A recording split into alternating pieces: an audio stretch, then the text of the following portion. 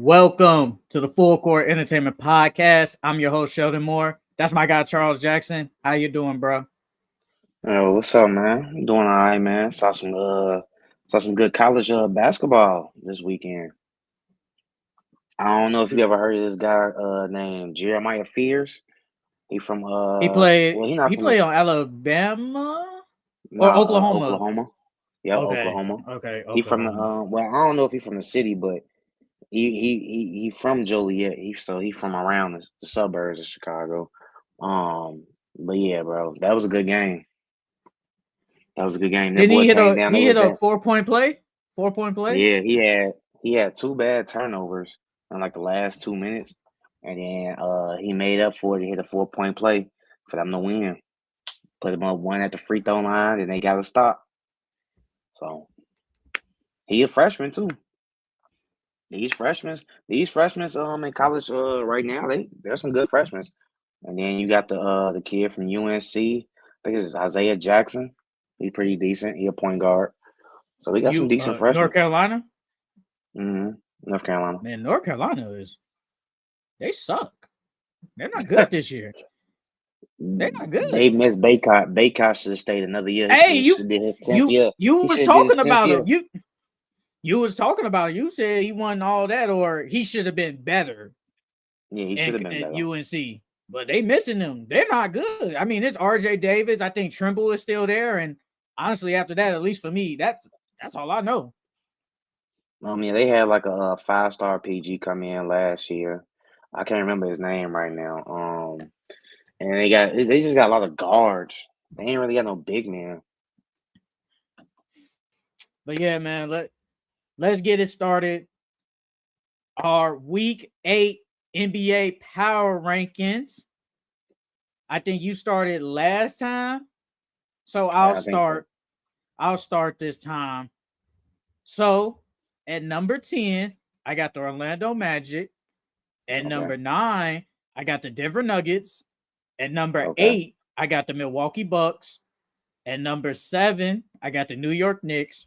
At number 6, I got the Houston Rockets. At number 5, I got the Dallas Mavericks. At number 4, I got the Memphis Grizzlies. At number 3, I got the Oklahoma City Thunder. At number 2, I got the Boston Celtics. And at number 1, I Mm. got the Cleveland Cavaliers. Yeah, most of our rankings is the same. But at 10 I got the Magic. At 9 I got the Bucks. At 8 I got the Nuggets. At 7 I got the Knicks. At 6 I got the Rockets. At 5 I got the Mavs. At 4 I got the Grizzlies. 3 I got the Thunder. 2 I got the Cavs, and then 1 I got the Celtics. Hey, man, Mavericks, they're kind of showing that they're missing Franz at least. At least when Paulo, I was like, at least they've been without Paulo for a minute, so they kind of getting used to playing without hmm him. But Franz, they've been with him for basically now that he's gone for what a good month and a half. It's Yeah, kind of showing it so far. yeah, they definitely been slipping. They need at least one of them. Well, Apollo's coming back, so they should be good in the next couple of weeks. But yeah, let you losing No, Franz they said there was no definitely. timetable. They said there was no timetable for his return though. Who, Apollo? Yeah, I mean, it's been what? It's been about almost but four, this 5 weeks or so but this was a already. recent update. This was a recent update though. They said there is no. They said he's basically not close. He's not close to returning. Mm. Let me look it up though. Well, if he's not close to returning, then yeah, that hurts them a lot.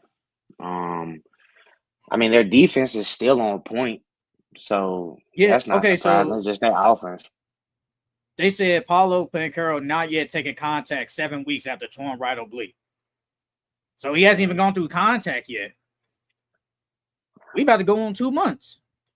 Yeah, I mean, at least it's been 7 weeks. By next week, we should see if he takes contact or not.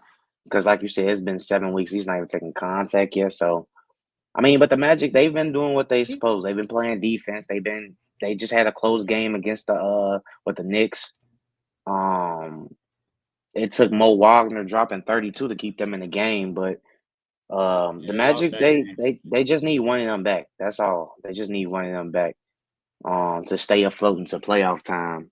But they like I said, their defense is still amazing, still playing good. It's just that their offense took a hit and that their stars are out and injured.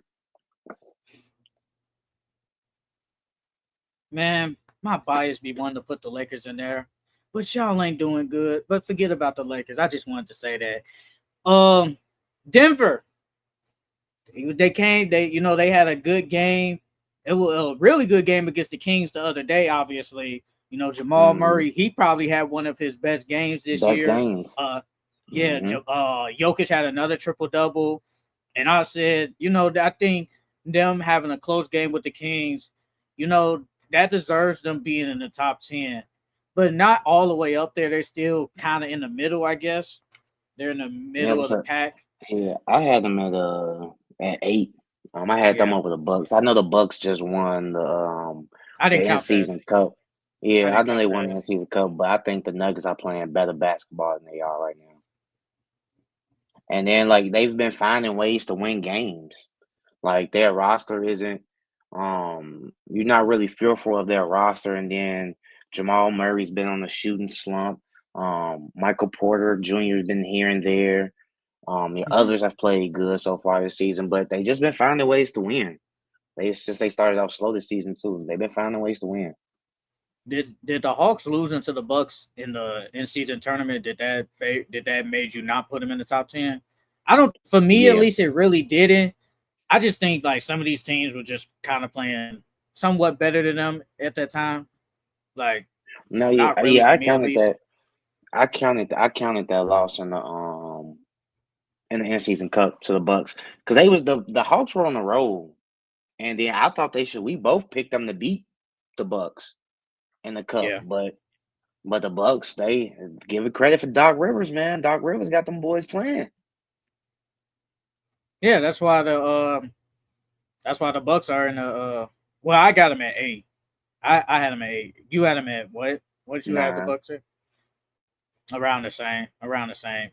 And yeah, the Bucks been playing. The Bucks have been playing some really good basketball, and we gonna get way more in depth of it when we talk about like the in season tournament and recapping the finish of that. But the Bucks been playing. The Bucks been playing really good, and the Rockets. I think maybe a couple of weeks ago, I think I had them high. I think I had them in top 5, but I still have them at 6. Even though they did lose that game against the Thunder. to they got messed up, bro. They got ran out the gym. They got ran out the gym. we don't worry, brother. We gonna get way more. Like we gonna leave all the in season tournament stuff for when we talk about that. But yeah, the Rockets. But I still think the Rockets are still playing. They're still playing good. They're still playing good Hmm. enough to still be in the top 10. I think the Mavericks. The Mavericks, they got blown out by basically the Thunder in that NC tournament, but then they had a bounce back game against the Warriors. And Luca, he Hmm. had a bad game against the Thunder. Then he comes back out and gives you a 40, Amazing, 45 point triple double on the road in amazing. Golden State. Yeah. I think I'm not saying that Luca's injuries are like they're they're not bothering him anymore, but you can obviously tell he's playing better. Um, and that was a big win for them in Golden State because, like you said, they just got blown out, and they had a good that was a good bounce back win. Um, Also, we can't forget about the Grizzlies. Since Yeah. Ja's been back, the Grizzlies have been playing really well. Zach Edey's back now, so their team's help more healthy. Marcus Smart's back now, so their team's healthy. Now they're currently third in the West. Did you see them No, they're being third in second. the They're West? second. They They're second. second right now. They moved up. 18-9. 18-9. 18-9. Yeah. Did you see them being second in the West? No. I think they could be top. Seeding wise, I think they can be 4. I think that's the best they can do is 4. I do Mm. not see the Grizzlies top 2 in the West. I will honestly be shocked if they're top 2. because I think you said they would be top 4. I think Yeah, 4 or 5, before the one of them. season started. Before the season started, you Yeah. said they was gonna be top 4 regardless. So I think they could be top 4. Now top 2 is I don't know. They It's the overachieving same. right now. I mean, I can say the same thing with the Rockets, honestly, like real quick. Like, if the Rockets be a number 2 seed, I would be shocked too. I just think they'll be top 4. I think they could be at 4 if anything, not top 2. I ain't gonna lie, that's kind of crazy to me. That's where we expect to say Minnesota or Denver or something to be in the top 2, not them.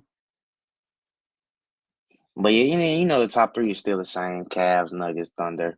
However way you want to go. They're always gonna stay the but same, man, because yeah, the for Celtics me and the the Celtics. Cavs, they keep winning.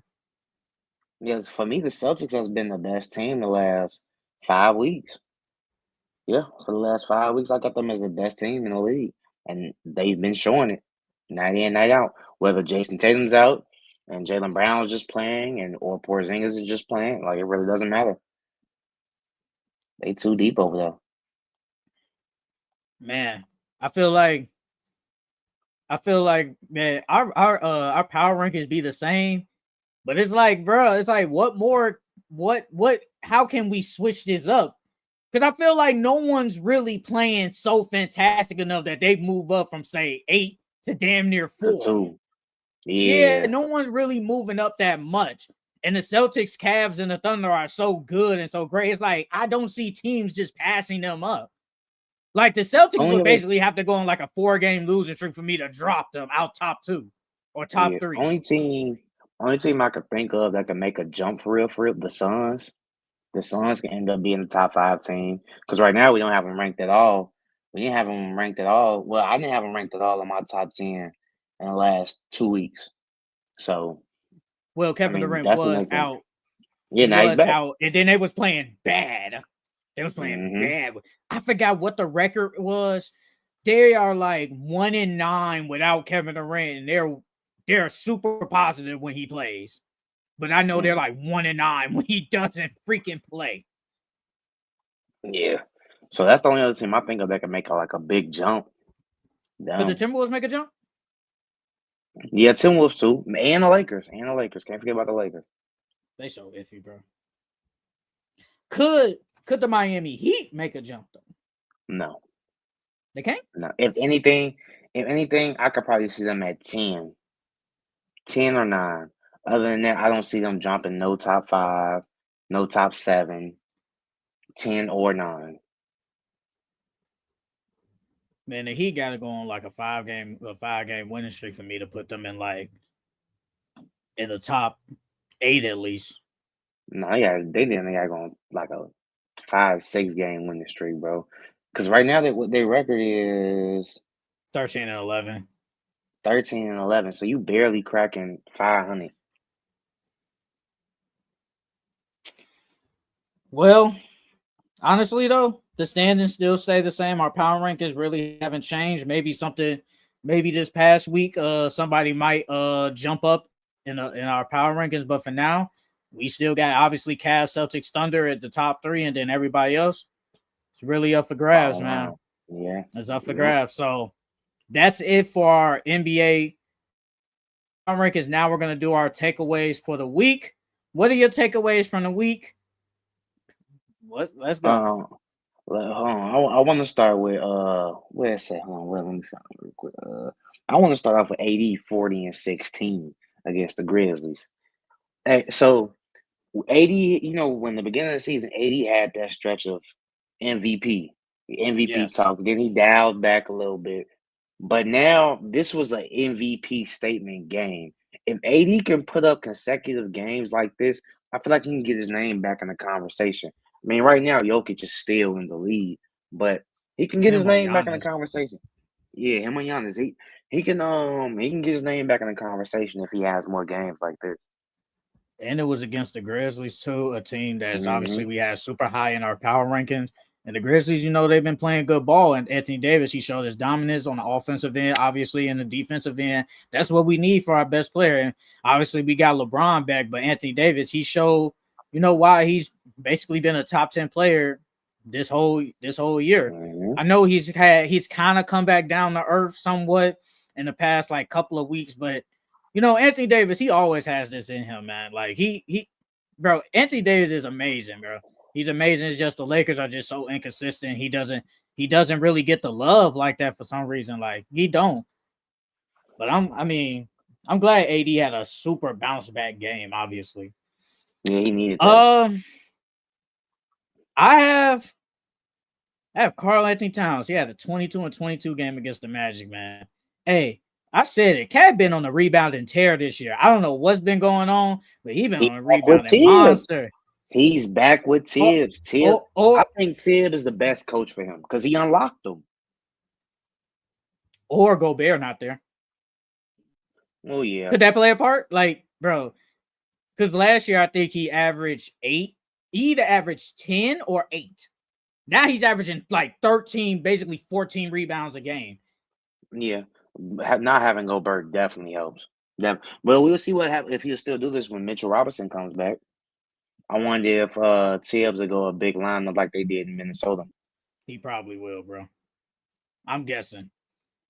Because the defense is it's not the best, bro. And Mikal Bridges isn't the defender. I thought he was gonna kind of go back to defensive, like all first defensive team Mikal Bridges on the Knicks, bro. Because you leave the net, so you don't have to be a scorer there, the second best or the first scorer there. So I'm thinking, okay, you are now, mind you, this was before the Cat trade. So I'm thinking Jalen Brunson, Julius, those your guys, Dante DiVincenzo, those like your scores, and you go get your points too, obviously. But I'm thinking he going back to the all defensive team, third in defensive of the year, Mikal Bridges. I thought he was coming back to him. The defense hasn't really been there this year, and I think that is a reason why their defense is kind of mediocre this year. Now it is early. It's not well. We're kind of basically quarter in the season now, so I can't really say it's early no more in the season, but it kind of is. Like we're about to hit January. So I feel like at some point in January, we should see Mikal Bridges on the defensive end playing better. I will hope because they're going to need that in the playoffs.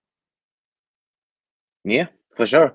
If and then when Mitchell Robinson comes back, it brings back that paint defense.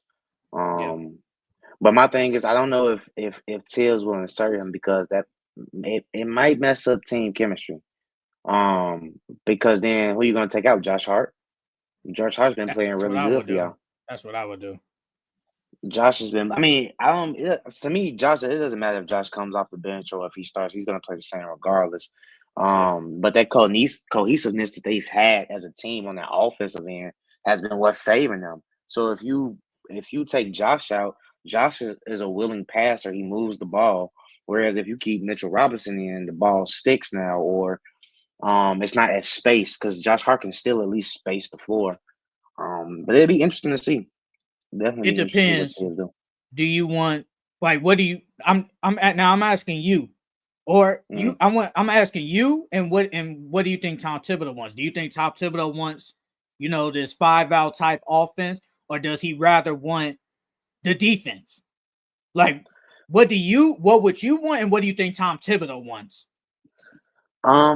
Me personally, I would stick with what they got going right now because, like I said, the cohesiveness as a group and on the offensive end, and then with Mitchell Robinson coming back, the offense won't be as smooth anymore. But as far as Tom Thibodeau, I think Tom Thibodeau would still stick with this starting five because it's been working for him. Like it'd be different if they were like the Timberwolves record-wise, or if they weren't playing as good. Like if they were losing with this lineup, then I think Tibbs would insert Mitchell Robinson to change things up.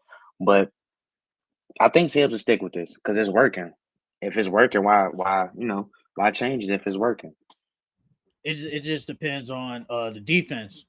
That's all I'm saying. If he thinks this defense, like the defense just hasn't been what it was last year, at least. Like remember they were top 5 in like defense, and they're I think last week they were in like 10, but it was like at 10.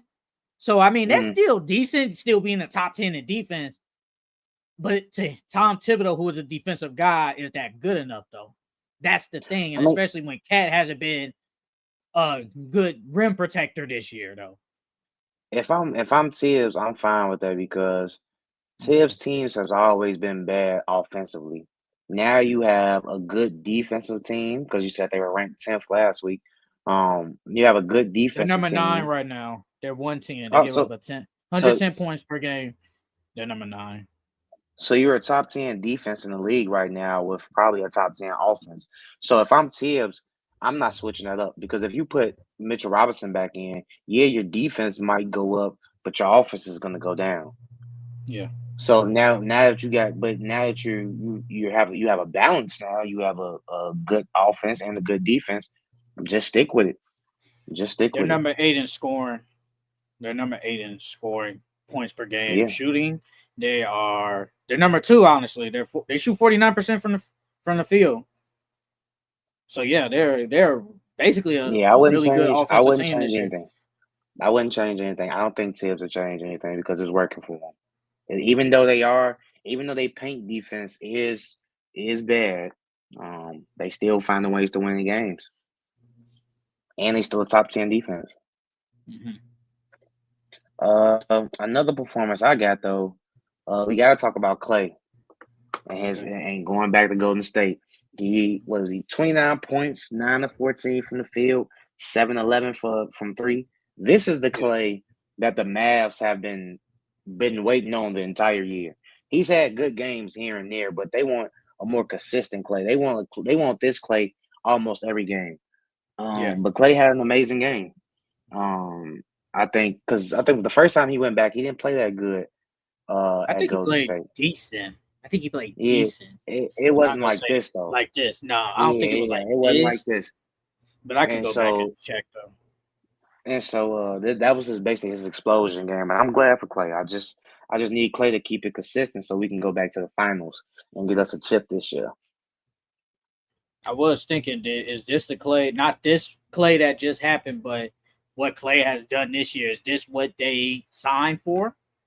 Is this what they No, hope I to think get? I think they thought I think they thought Clay was gonna be a little bit better than this. I'm not saying he has to have performances like this every single night. But I thought he's not he's Clay okay. Clay hasn't been playing bad. He's just been playing okay. But I think that Mavs thought they were gonna get a not the same all-star Clay, but just like a little bit under that. Like he's not playing okay, but he's playing good to great. But Clay is just playing okay right now. He's doing enough to coast by. First game, Klay Thompson had 22 points. He was 7 for 17 from the field and 6 for 12 from the three. So, I mean, it's He decent. It's not shot a bad better. game. Yeah, he shot better this game, Yeah, but it yeah. was almost the same thing. So Well, let's talk about I know we got the same guy. Let's talk about Luka. Luka had 45, 11, and 13 against the Warriors, obviously. And like we said in the power rankings, he had a really bad game against the Thunder. He only scored like 15 points. I don't think it was 20, but he scored like 15 points, I think. And he had a really good bounce back game. They shot amazing in the first quarter, and they got out to that big lead. Honestly, both teams just said forget defense, and they just scored at will. Especially Luka and Kyrie had a really good game too. But Luka, he set the tempo. He said, "Look, I'm getting up my shots. Y'all can't stop me. I'm gonna do whatever I want." And that's what the Warriors couldn't. They really couldn't stop him. But Luka had a 45, 11, 13 game. Talk about it. yeah, then part of that is, they don't have a Luke Dort on their team, or they're not going against a top three defense in the league. So the Warriors they really don't have nobody that can guard him. At what Andrew Wiggins, and I don't even think and what Kaminga, you Kaminga could say and Kaminga. Kaminga, but Somewhat Gary Payton. Somewhat. nah, they can't guard Luca. So I'm not surprised by the 45, honestly. But the triple double I am surprised about. I mean, it's Luca, so you can't really You thought be he was gonna drop surprised. 45 points? A Be serious. 45-point triple double, no. I mean, I'm not But surprised by the points that the Warriors don't have nobody that can guard them. but I'm saying you And really then he just like had a bad you thought he was game gonna drop against Nuggets. I mean, against the 45 Thunder. though, almost 50. I'm not surprised with Luka, bro. I I'm am. not I'm shocked surprised. they dropped I'm not 45. surprised. Against the Warriors, though? Yeah, I mean, bro, I don't care. No, like we did not. I don't think a lot of people expected him to come out here and drop 45 points, especially after a bad game. Now, if he would have dropped 30, okay, cool.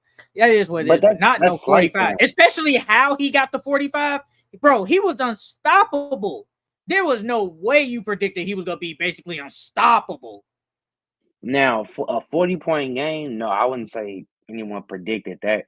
But I'm pretty sure people predicted that he was going to have a bounce back game after No, you just, yeah, that's what I'm well, yeah. saying.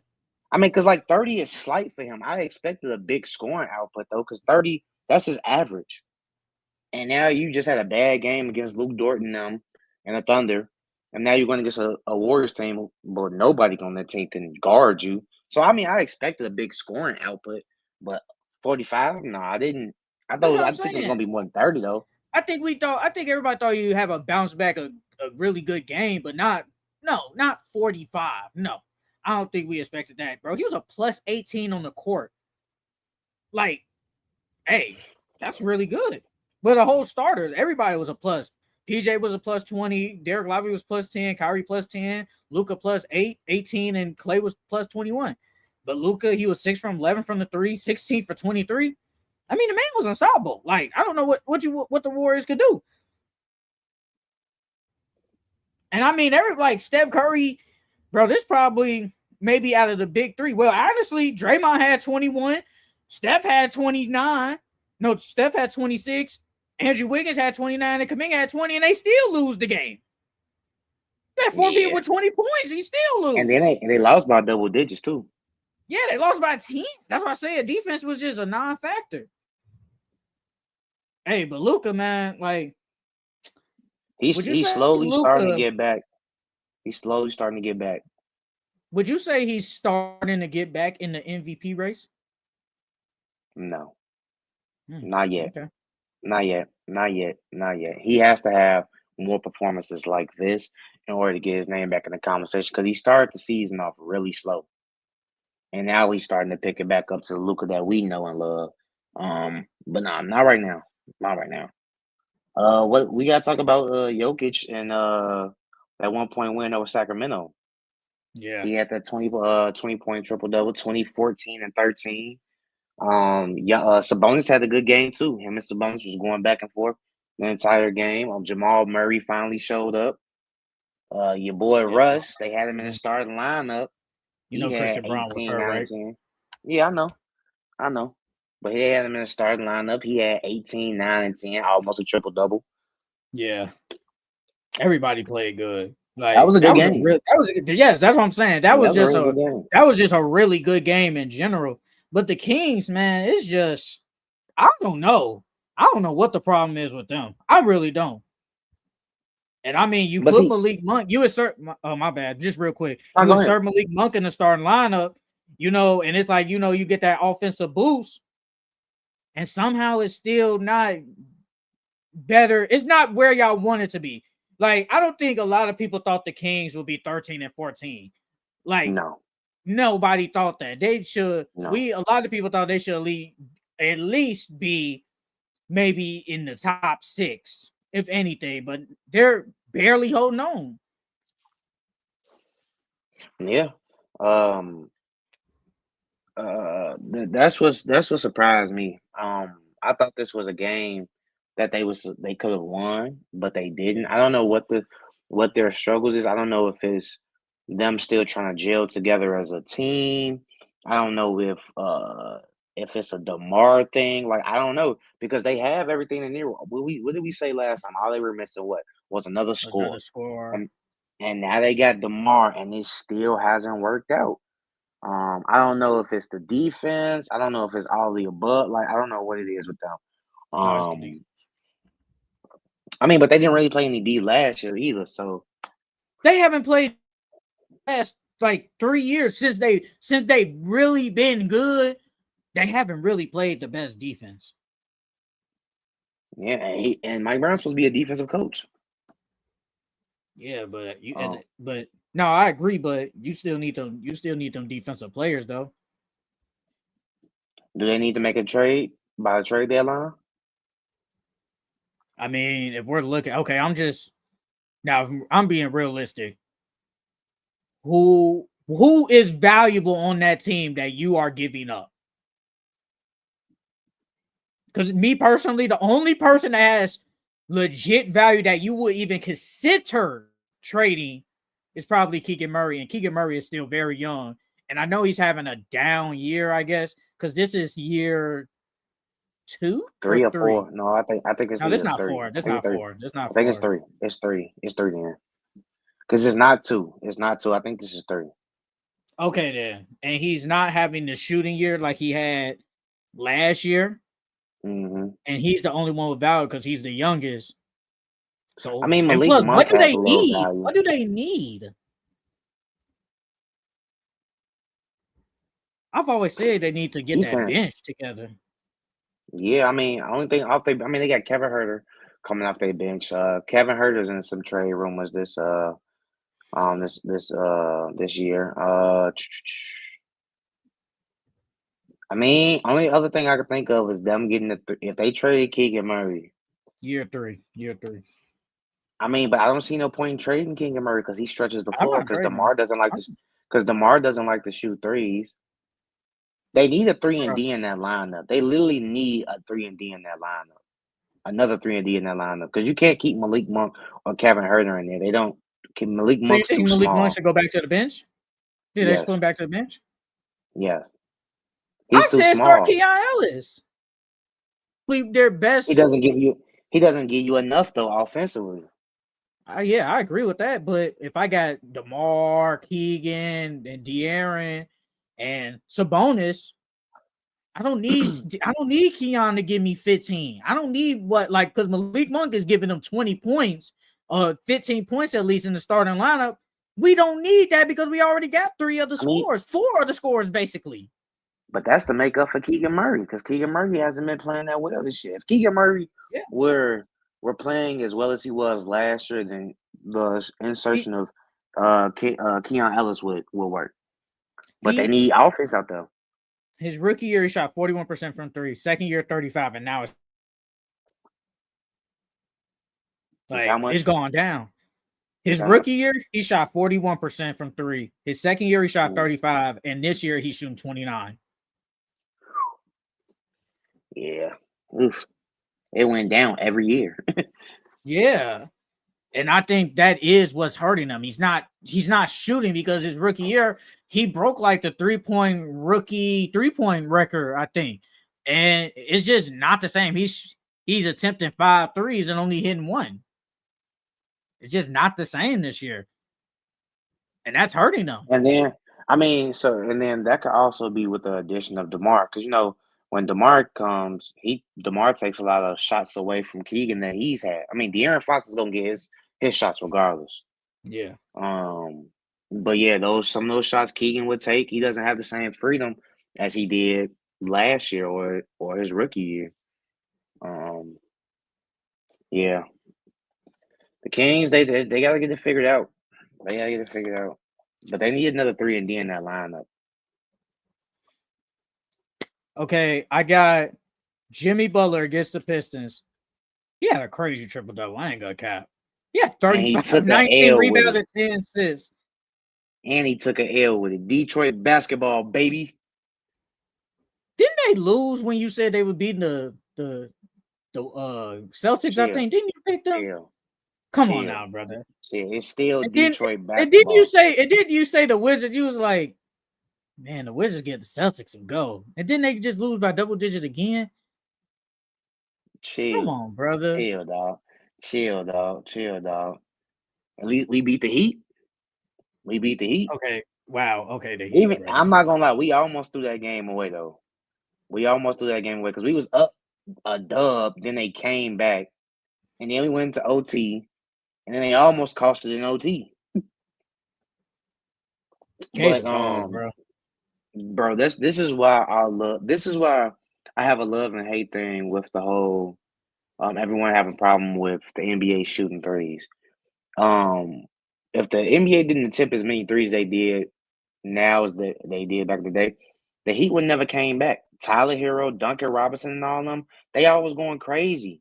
The 3-point shot is the reason why the Heat came back. So it's like I got a love-hate relationship with it because if they don't shoot as many threes, we won't see close games like this, and teams won't have a chance of even coming back if they don't shoot as many threes as they do now. Yeah, I do want to talk about the ratings later on, but look, man, K with another triple double. This is his 6th triple double this year. I mean, he been having a master class, man. All-Star team. I was just about to say that. I think he might have a case, but I think he has a case. I really do think he has a case of being that All-Star team, especially they're like when you go just off of guards. I mean, we can name, and I know later on, maybe in like some weeks ago later, we'll give our All-Star teams or whatever. But guards wise, you got Donovan Mitchell off the top of the dome. I don't think Tyrese would be in there. Yes, Dame is having a really good year. Jalen Brunson has a chance to get in there. Trae Young has a chance. I think K has a legit argument to be in the All-Star game. I really do. He has a case. Yeah. I mean, the freaking the Pistons, they got 11 wins already, and they had 14 overall last year. And I mean, and they know right now they end up playing. Yeah, they number 10. They number 10. And I think that if I was a voter, that would mean that would be like, you know what, K been playing good and he's been healthy. He's really been healthy so far this year. And how many guards usually get in? Like 4, right? I don't think it's I think it's still 2 guards and 3 forwards. I think they're still doing that. So okay. So you already got 2 guards automatically, but then so then when it comes to reserves, what is it? 7 reserves because it's 12 people. So I can probably, if I had to go, I would probably say maybe 3 other guards get in. 3 other guards. Maybe 3, 4 at the max. 4 at max, but 3. So I mean, yeah, then he'll get in. He has a chance. Dame's gonna get in. Dame's gonna get in for sure. Jalen Brunson's gonna get in. Donovan Mitchell's gonna get in, so that's 3 right there. Trae, I think Trae's gonna get in. Yeah, Trae's gonna get in. And then him. I don't think Tyrese is gonna get in this year, so I'm not counting him. And then him. He'll be number 5. I think. Are you counting? What about Maxey or LaMelo? Are you counting one of them? Who is healthy? I think he does get in. Who? If LaMelo is healthy, I think he gets in. Yeah. Like LaMelo, honestly though, he probably been the 3rd best guard in the East, top 3 at least.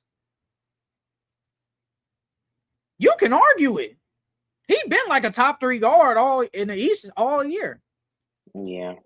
Because you got Donovan is up there for sure. I know. I got Donovan up there. And Brunson. So it's I think he probably been playing better than him. And Cade. I think he probably been playing better than Jalen Brunson, or you can make the argument. Yeah. What about Dame? I think Dame has probably, well, honestly though, LaMelo has probably played better than Dame. It's just Dame team just has a winning record. Yeah. Like LaMelo is averaging 30 points, 5 boards, 7 assists, and a steal. Oh yeah. Jalen Brunson's not averaging no 30. I think Jalen Brunson is averaging like 26. Yeah, 26 or 27. One of those. Dame is averaging 25, 4, and 7 in the steal.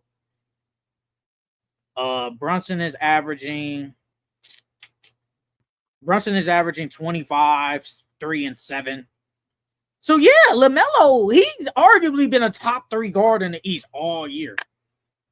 Yeah, he just missed a couple of games. How many games? He ain't missed that many. I think he probably missed like 3 or 4, maybe 5 games. Yeah. He missed like a he couple of weeks.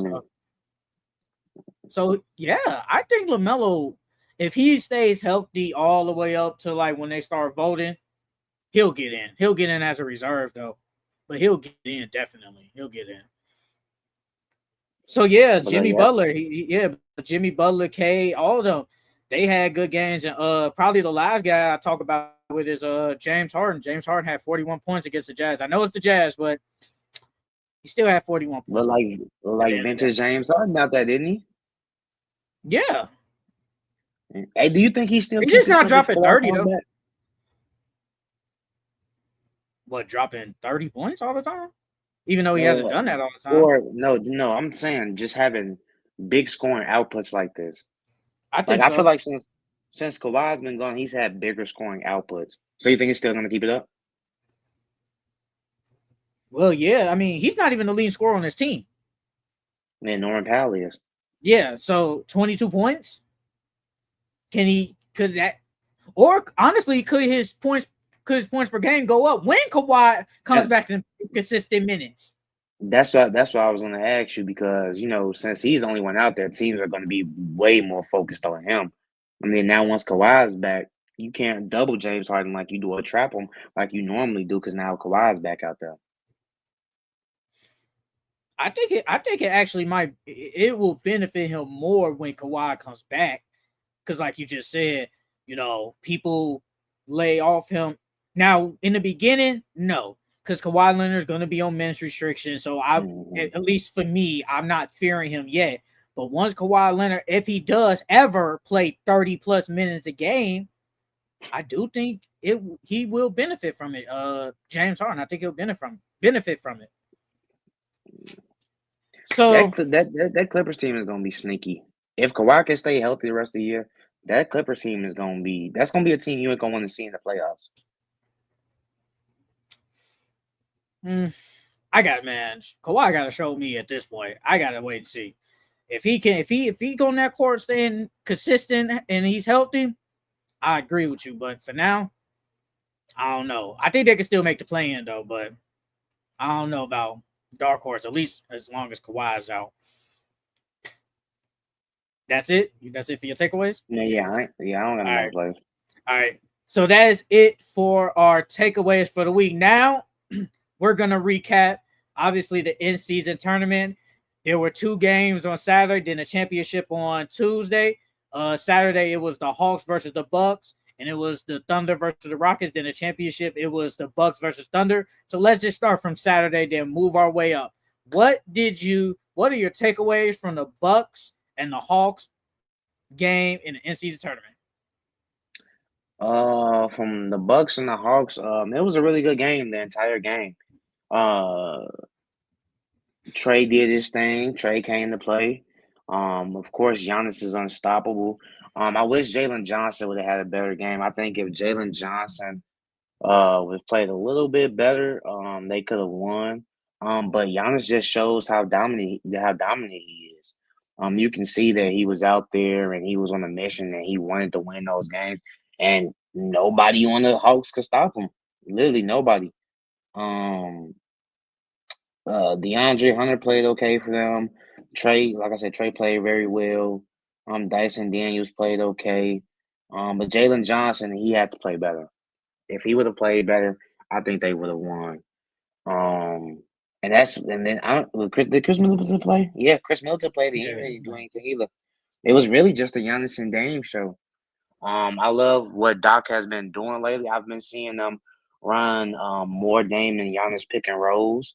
That's how it should be. Put the ball in your best 2 players' hands, let everyone else fall in line. But it started with Giannis.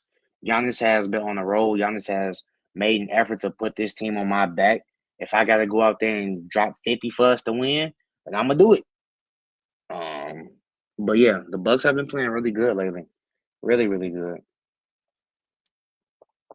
I forgot buddy name, but somebody in the comments when I uploaded the video saying that the Hawks would win, and he said, I'm gonna come back to this video later, and they lost.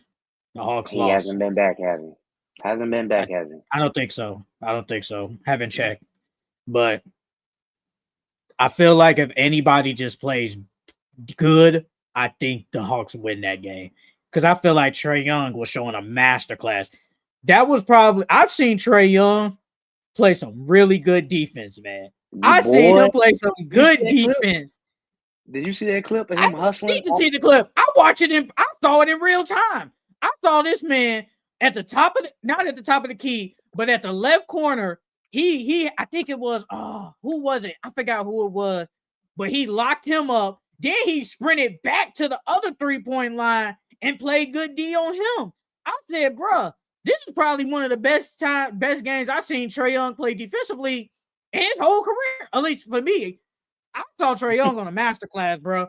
He was doing a lot. He was doing everything. And I feel like if he just had anybody, they win that game. Jalen Johnson, he didn't have the best of games, man. He had to bring it offensively.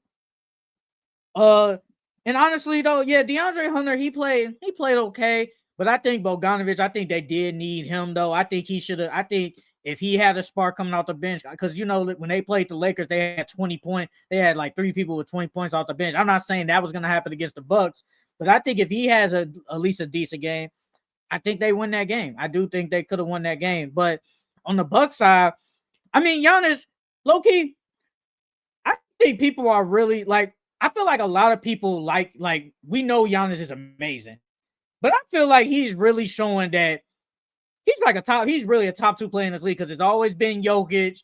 People say Luka, and people have said Joel Embiid.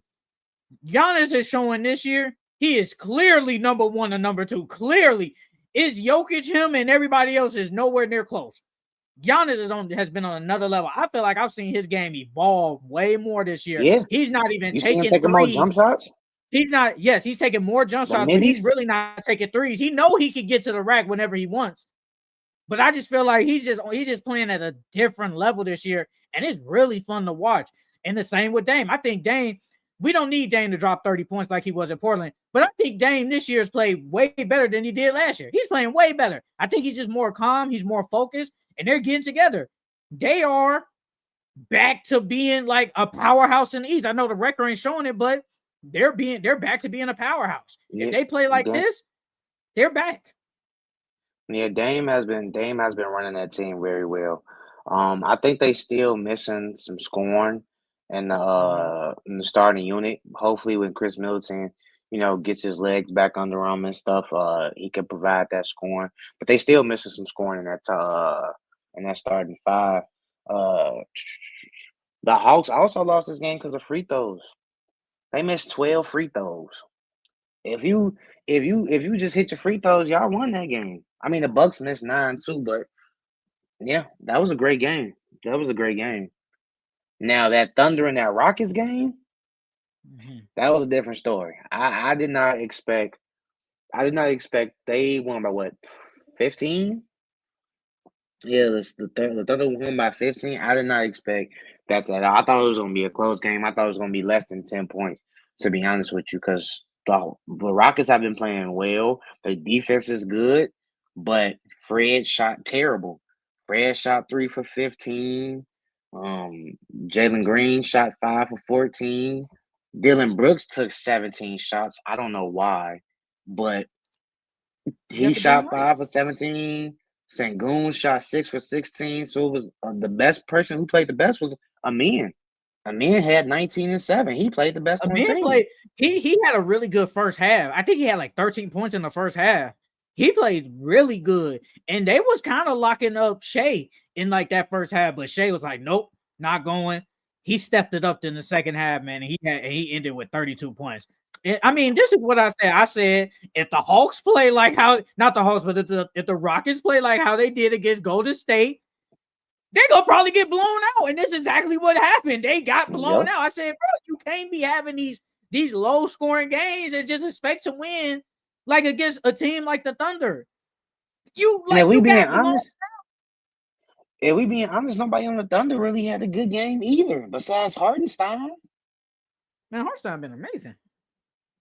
Like, other than that, he's the only, and probably Luke Dort. Luke Dort had a good game. 5 of 11, 5 for 9 for 3. But other than that, they did their job. Shea went 14-15 from the free throw line. He had free throw motion. Free throw motion. Yeah, but other than that, the Rockets did their job. They just couldn't hit no shots. That was really the moral of the story. They couldn't hit no shots. I don't know if it was because they was in Vegas or what, but they couldn't hit no shots. But this was like how it was against the Warriors, though. They really couldn't hit their shots against them. It's just they played some really good defense against, and they made good key stops, and they won that game. Barely won that game. But when you face a superior team like the Thunder, that ain't gonna happen. And they lost this game. Like Yeah, they especially with and Trey Jalen going to the Green free throw had line another 15 bad times. game. Jalen Green had another bad game. He gave you 12 points. Yeah, and we didn't give you no extension for 12 points. I mean, I like now. That's probably why he took the extension when he did. Because remember we had that debate. I was like, I thought he should have bet on himself. I Yeah. feel like this is the reason why. Because if he would have bet on himself and he has multiple games like this throughout the season, they wasn't gonna pay that man. So he's like, man, look, let me just get my money right now.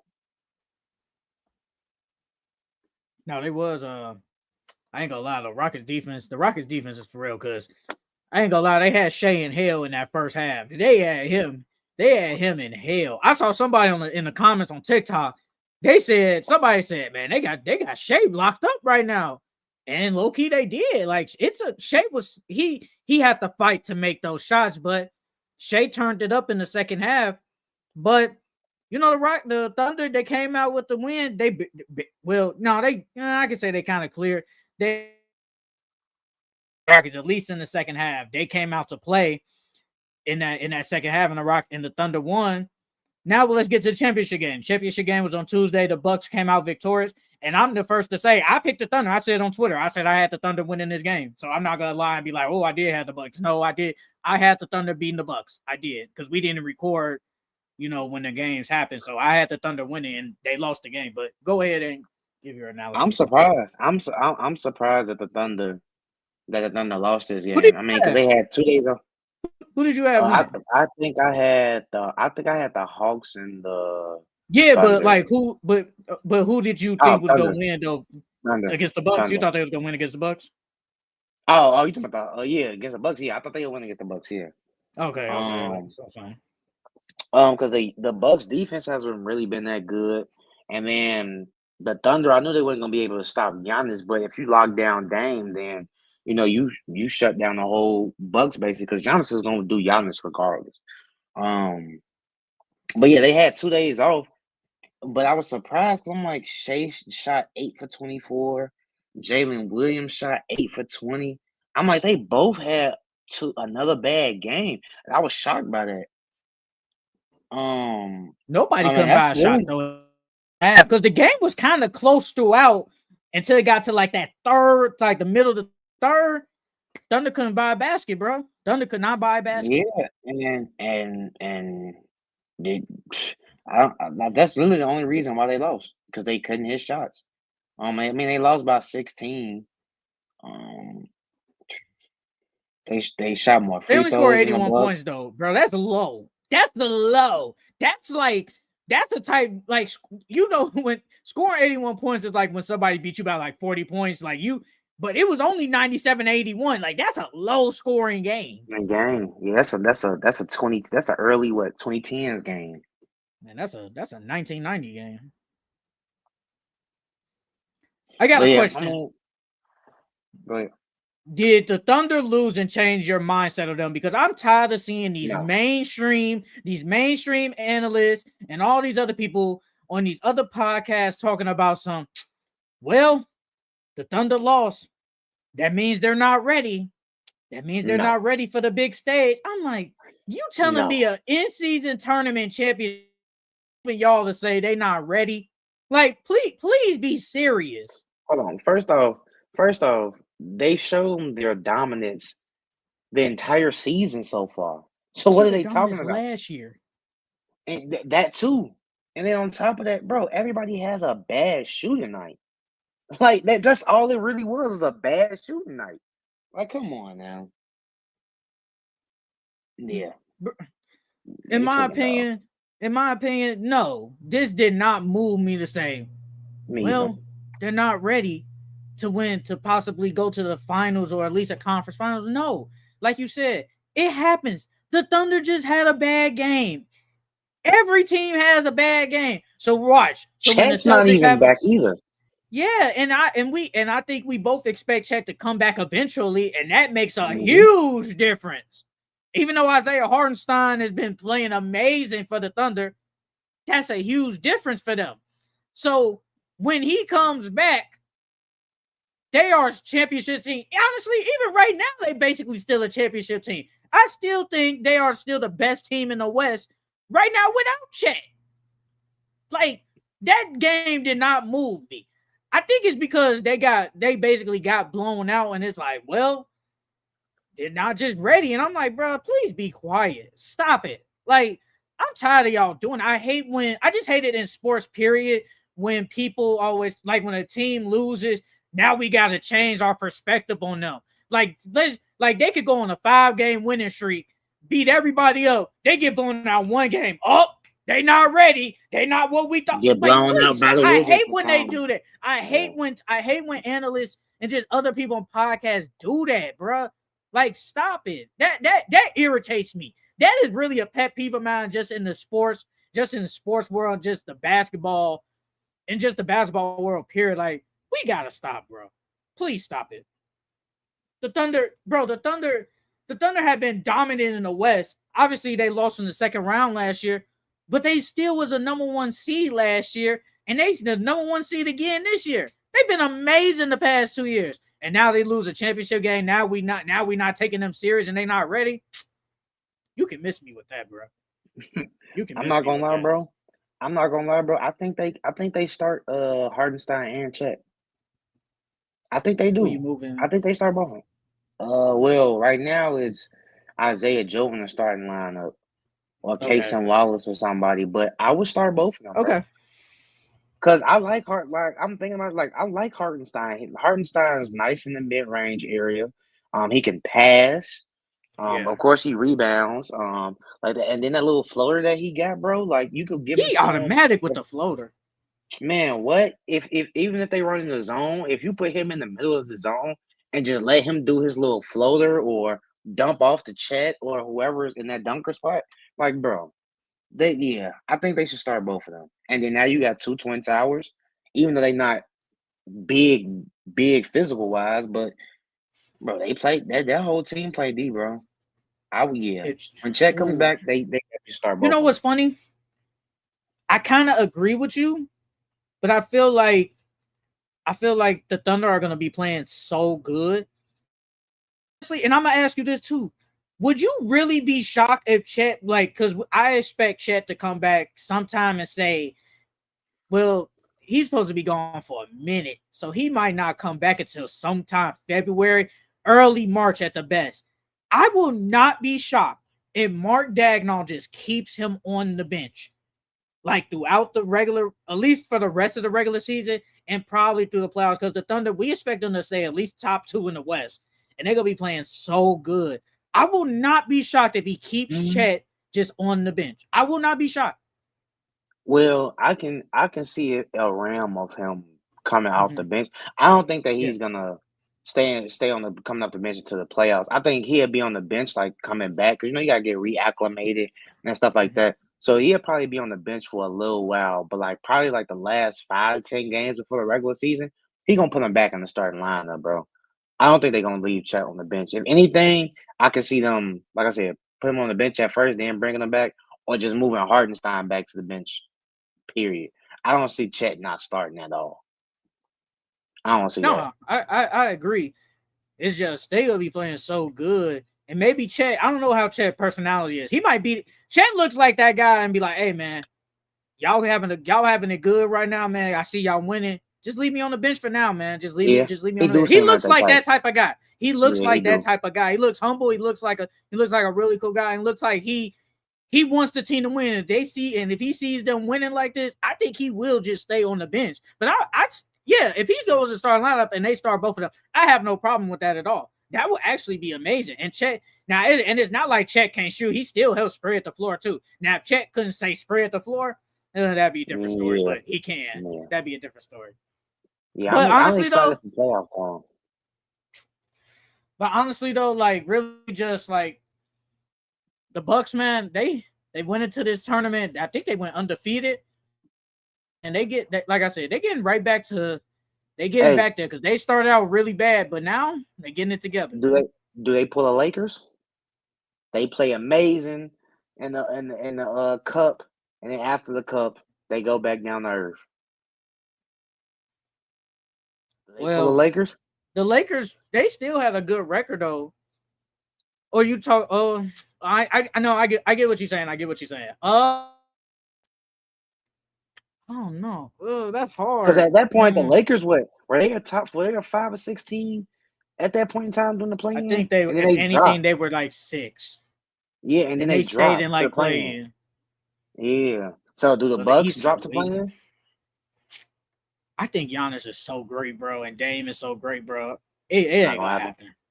It's not gonna happen, Okay. bro. And it is the East at the end of the day, bro. Like, well, right now the Bucks are 5th. So could they leapfrog Magic? I think so. I Yeah. think they could Yeah. leapfrog them. Could they be Yeah. somewhere where the Knicks are? Yeah. What's the next Me record? personally. 16-10. And Bucks they are what? 14-11. Oh yeah. Yeah. Yeah. Nah, I think they stay where they are, bro. Bucks have been playing amazing. Defense has been really good I lately. mean, Like giving them credit. yeah. Maybe it's Yeah. maybe it's Darvin Ham. Huh. The Darman Maybe it's Ham the effect. He do got 2 in-season cup trophies. he's undefeated. Him and Torian Prince are Oh. undefeated in the in-season Hey, did you tournament, see? which I is don't know I don't know how real this was, but his comments about the Lakers about the organization. Lakers. I saw Yeah. that. I saw his comment. I think they were real. I think he said that for real. Yeah, I do too. Cause I feel like if he was any other place, bro, that wouldn't have happened to him, bro. He would have got another chance to coach. Bro, the Lakers, it's so much expectation. They expect you to win. And I feel like if he would have got to honestly though, in my opinion at least, I think if he gets to the second round, I think he stays. Yeah, And it's yeah, because like you got past the if Nuggets. You got past the Nuggets. yeah, you get past the Nuggets, and if they would have faced anybody else outside the Nuggets, I think they get to the Yeah. second round, honestly. Hmm. So I think if he gets to the second round, I think he probably stays, but they already tuned him out and they was like, bro, this ain't it. You not it. And I mean, Ham had some bad moments. He did rotations, time management. It was all bad. Like it was bad. But But the team looks better under JJ. I'm not gonna lie. The team just looks and it feels like they run better under JJ. nah, it does, but we're still in playing. We're the 10th seed. We're 14-12. LeBron did Yeah, miss ain't what it? a couple of games. So I mean, but overall though, Bucks, congratulations. You guys are the in-season tournament champions. Let's see if you guys can stay consistent throughout the regular season. Now we're gonna do our best signings and worst signings and trades so far this season. Let me start. I'll start with some worst trades, and then you can disagree or agree with me or whatever. So a disappointing signing or trade so far. I don't know if you're gonna be shocked at this. I'm gonna say DeJounte Murray. The only Mm. reason I'm gonna say DeJounte Murray is because even though he's back now, and yes, Zion is not there, and Brandon Ingram has been hurt, but since he's been back, they still haven't been winning. And he's not even giving you 20 something points per game. He's only giving you 16 points, and he's shooting like his worst 3-point percentage since his rookie year. He's only shooting 28% from three. Oh my God. Yes, he's shooting 28% from the three. That's his worst since like his rookie year or second worst in his career. Yeah. So, like, you would think even with Brandon Ingram and Zion out, we would see that all-star DeJounte Murray, the one that was, you had him in fantasy that year that was giving you like 60 fantasy points. We haven't really gotten that so far in the 10 games he's played. So right now, I would say that is a bad trade because they traded for him. That is a bad trade so far for the Pelicans. Well, yeah, when you put it like that, then yeah, it was a bad trade. But like you said, it's only been 10 games. But so far he has not been playing like DeJounte. It has not. If we being honest, they could have kept what they had and had the same record. No, for real. So yeah, when you put it like that, I mean, but it's still early. It's only been 10 games. But he hasn't. But he Well, hasn't had like a May. But they haven't. But he hasn't played really DeJounte Murray in those 10 games, and they still haven't won. They haven't been winning. no, they haven't won. I mean, but granted, they don't have a big. I mean, well, they got that rookie with Man, Messi. forget the big because they're starting Messi and he's been playing good. So I'm forget the big. They have a big. He's still been playing good for what he's doing. I He's mean, been but playing good. Herb has been injured. CJ's been injured. Like they've had a bunch of their core players miss a lot of time. And you can only win so many games with Brandon Boston and Jose Alvaro and all those guys, He's bro. out. You can only win He's so out. many. You can only win so many games with the others, G. Like CJ hasn't played that many games. They all haven't been together. If it's either been 2 out of the 3 or 1 out of the 4, like no, they all have not played together for real. So in the games that DeJounte Murray has played, I'm just going off of points. 14, 21, 10, 7, 17, 26, 18, 20, and 19. Those are the He points. had That's about just two points. good games. 2 good Yes, games. just 2 good games. That's it. That's what I'm saying. He hasn't really played good even in the 10 games that he's played. Bro, let's be honest. No Zion, no Brandon Ingram. You should be dropping at least 26. 25 at least. You only gave me 26 one time. Especially since we've seen you do it. Yeah. So, yeah, I'm going bad signing for now at least. I'm going bad signing. Well, bad trade.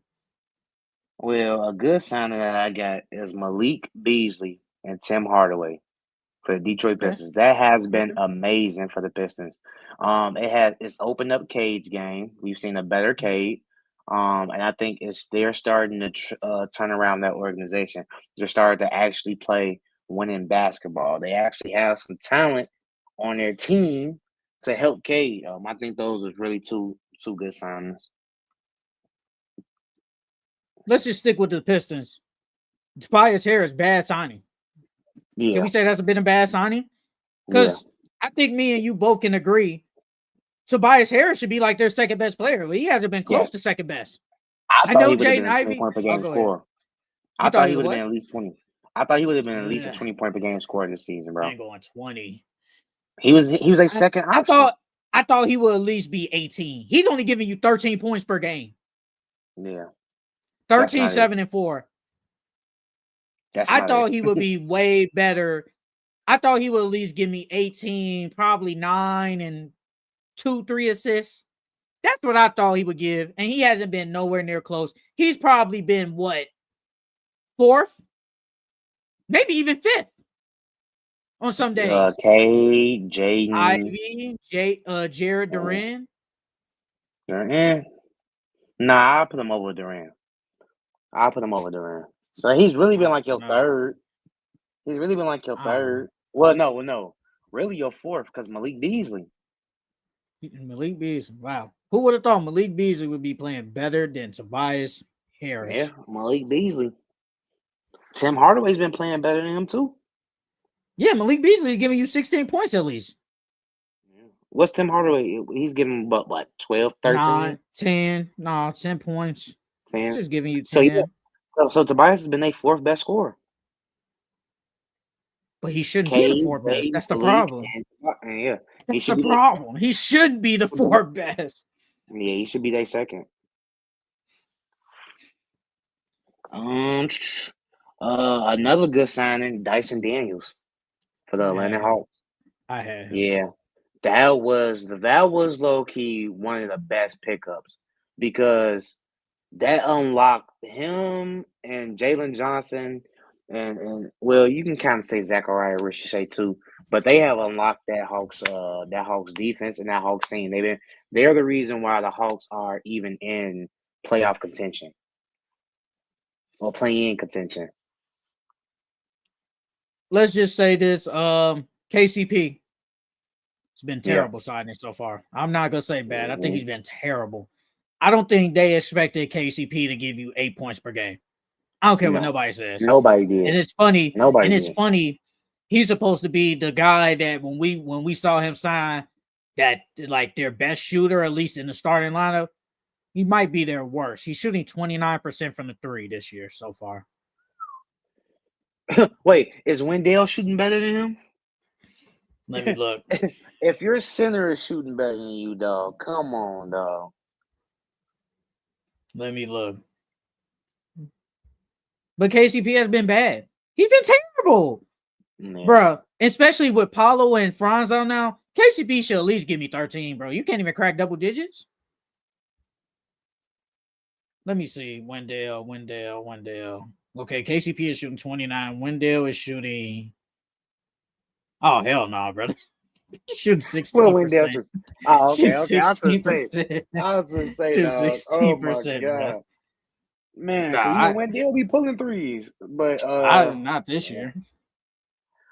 Yeah, but yeah, no, KCP has definitely been bad for them, especially when they sought after him to be their 3-point shooter. I think Gary Harris is their best shooter on the team right now, but he's injured. Yeah, KCP has been bad for them. He's been really bad. Josh Green. Josh Green for the Hornets. The Hornets traded for him, and he has not done anything since he's been in that starting lineup. I don't even think that man's giving them 10 points per game. I think he's giving them less than. I don't even think he's giving them 9. He's giving them like What did you 6 expect? points. What did you expect him to do though? I mean, he played well and he played decent in the playoffs. I thought him going to the Hornets, he'll finally get an opportunity to, shoot the ball and play more aggressive. And he hasn't even shown anything. He's averaging 7 points. 7 points. I thought he would at least gave you 10, bro. At least. There was no point even. Why is he even in the starting lineup if that's the case? Why trade for him? That Who did was a they? bad trade. No, but he was the throw-in dude because they got him for like the Klay Thompson. Josh Green was just a throw-in. He was the throw-in to make like salaries work and all that. The Hornets, they took him, young guy, might be But they promising. starting him. They starting him. Yeah, they is starting him. But like honestly though, if you look at that team, who else really could you start him over? At least at that time. What, Seth Curry? No. Yeah. I'll take Seth over him. Yeah, I'll take Seth over him. Seth has shown me nothing. Okay. He ain't showing nothing. So this was honestly, I don't know if this is really a bet. I had it in a good signing, but I put it in, but might be bad signing. Klay Thompson. I don't know if it's really been a good or a bad signing so far. I feel I'm low key in the middle, but honestly, I'm gonna go with good because I had him at good at first. Because he's still giving you he's not giving you what he was with the Warriors, but he's still shooting good from three. He's shooting 39% from the three. So I feel like that's good, but he's only giving you 14 points. Did they expect 14 points? I don't think they did. I think they probably expected at least 17, maybe 18 at the most. But he is shooting 39% from the three. But I don't know if so far has it been a bad signing or a good signing. So I'm gonna say good, but I'm in the middle, low key. Yeah, I'm low key in the middle too. I don't think it's been bad, but it ain't been like great either. You know what I mean? So yeah, it's because last year Klay averaged about 18. He averaged like 18 last year. And that was his bad year. That was the bad year. Exactly. And I think that's what they thought they were gonna get. At most, I thought they were gonna get. They still gonna get that 18 point per game score. But now he's at what you said, like 16. He's averaging 16. He's at 14 points. 14 points. 14. He's averaging I wouldn't necessarily say bad yet, but I'm more so leaning on that bad side because you did drop from 18 to 14 after last year was supposed to be your bad year. So yeah, I'm in the middle with it. I'm in the middle with you too. I don't know. I got another. I got a. Who's you you got gonna go another with, bad my one? I bad? was gonna say another good one. I was gonna say Hartenstein. I had him. I had. Yeah, I've that was I've a been great on signing. Hartenstein a lot, bro. He's been amazing. He's That been was a great one. amazing. Like he's showing. Like I feel like because I saw somebody last year. No, I take that back. It was Nick Young. I saw it on Gil's Arena. He was like, I thought what Hartenstein did last year was a fluke, but it's not a fluke. He actually really is good, and he is really good. Mm-hmm. Like he's I'm not really gonna lie. I good. thought it was a fluke too. Because we've never. Well, when he was with the Cavs, he was playing okay. That's when he started to play okay. But I didn't. Yeah, I thought it was a fluke too, bro. And then when he was with the Clippers, he was playing okay. But what he did with the Knicks, I didn't expect that. I didn't. I mean, I I don't think didn't think it nobody was a did. fluke, but it's like I don't. I mean, what he was giving you for the Knicks, I guess he was giving you some double doubles and 10 and some tens, but I mean, it's not. I didn't think like he couldn't do that same thing with the Thunder. Like I felt like he could probably do at least 8 and 8. I feel like he could do exactly that. Yeah, but he doing better than that though. Like he's doing way better than that. No one expect. I mean, because when he starting last year with the Knicks, he was low key an instant double double, Yeah. and no one would have thought Hartenstein would have been an instant double double. But now this year, he's showing it. He's showing it. So I got Paul George. I think so far it's been a bad signing. So far it's been I bad. mean, he didn't pick it up. He didn't pick it up lately, bro. Bro, I'm not He counting didn't that pick one it game. up, bro. Come I'm on, not man. counting that. I know, don't do that. Don't Come try to do on, that. man. Don't. PG Paul George is one of my 13, favorite man. players. Paul George is one of my favorite players in the NBA, but I'm not doing that, brother. I'm not doing that. I'm not gonna do that. Now, okay, Bruh. okay. Has it only been bad because he's been injured? No, he hasn't done it. Bruh, you told me we had a screaming match. You told me he was gonna be the second best player on the team. You told me that. Barring what? Injury. But you knew he was gonna get hurt though. I didn't. I thought Okay, he's not hurt now. What has he done since he's played though? He's had a good game. He had a 30-point game okay, what did he do before that? He's had a couple of good. Hold on, I go to it right and tell you his good. Brother, games. He's only giving you 15 points per game. Come on. Don't do that. We are not doing this. Do not try to save him. Don't try to save Paul George, brother. Don't do that. I got you. Hold on. Brother, he had 33, then he gave you 15, 12. He had 21 against the Magic, then 29. And then the games before that, 11, 2, 18, and 13. Well, I'm not counting the 2 because he got hurt. But against the Pistons, when he came back, he had 11 points. Brother, the games he has played. Bro, he's only played 13 games, bro. We can't do that. Games, but Charles, you injured, can't. Bro. But Charles, be serious though. You can't act like you didn't. Are you expecting really Paul George to be giving you like 15 points though? Even when he played, huh? No one is. I said no one is. So you think he should be playing better? Yeah, we at least expect Paul George to at least give you 20 plus if he's out there playing. And he hasn't done that consistently. Since when on the games he's played, he hasn't done that consistently. Like I'm not doing that. I'm not trying to give him a pass, but I ain't doing that. I'm not giving him a pass, bro. Like I can't do that. You're trying to give him a pass, but you're looking like, I really can't give him a pass. No, I mean, no, he's been playing. He has been playing bad. I'm not gonna say he hasn't. But I'm also taking into account that the man did start the season off injured.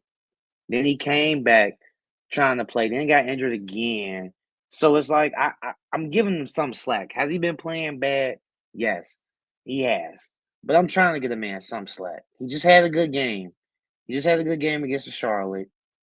So they play Charlotte again. Now the Sixers, they're gonna go on their run. I think they're gonna go on their run, and they're gonna make themselves play in contentions. I think Paul George is gonna step it up now, bro. He's not. I want him to. I hope so. But so far, this looks like a bad signing. because he's then not to playing begin like with, Paul George and he's hurt. and then to start the season off, he was on minutes restrictions at first. So like, come on now, bro. He really just got off minutes restrictions for real. He didn't play over 35 minutes in the last 4 games, bro. Come on, man. Cut the Charles, boy he's some been cut no, PG-13 some no, slack, dog. no, Cut him some no, slack, dog. no. Because you haven't been playing like Paul George, and you've been hurt too. So you basically ain't been on the court, and then when you're on the court, you're inconsistent. Doing nothing. Yeah, you're not doing Come nothing. on, bro. Come on, bro. Be serious. You thought, like I said, you thought he was gonna be the clear. You thought he was basically gonna be the best player. You thought Joel Embiid was gonna take this automatic back seat for some apparent reason. I mean, we being honest, he has taken the back seat. The No. man ain't even there. The man ain't even there. He is taking the back seat. He's sitting in the back seat watching them drive. No, I'm not giving. No, not doing it, bro. It's been a bad signing so far. Now, I hope it changes. I hope Paul George could get it together. I hope. He better. Honestly, though, this is my last my bad sign of the trade. I'm gonna say Julius Randle. He ain't near what he was like his all NBA years, at least. Like, I still think the trade wasn't as bad, honestly, for the Timberwolves, but I think it's still a decent trade, but I just feel like he hasn't, scoring wise, at least he hasn't been Julius Randle. He's only giving you 20 points, rebounding has been down, assists has been down. Field goal, he's shooting 48 and shooting 34% from 3. But I feel like Julius Randle could still give you more though. And I feel like he's not the main reason why they're like not top of the West.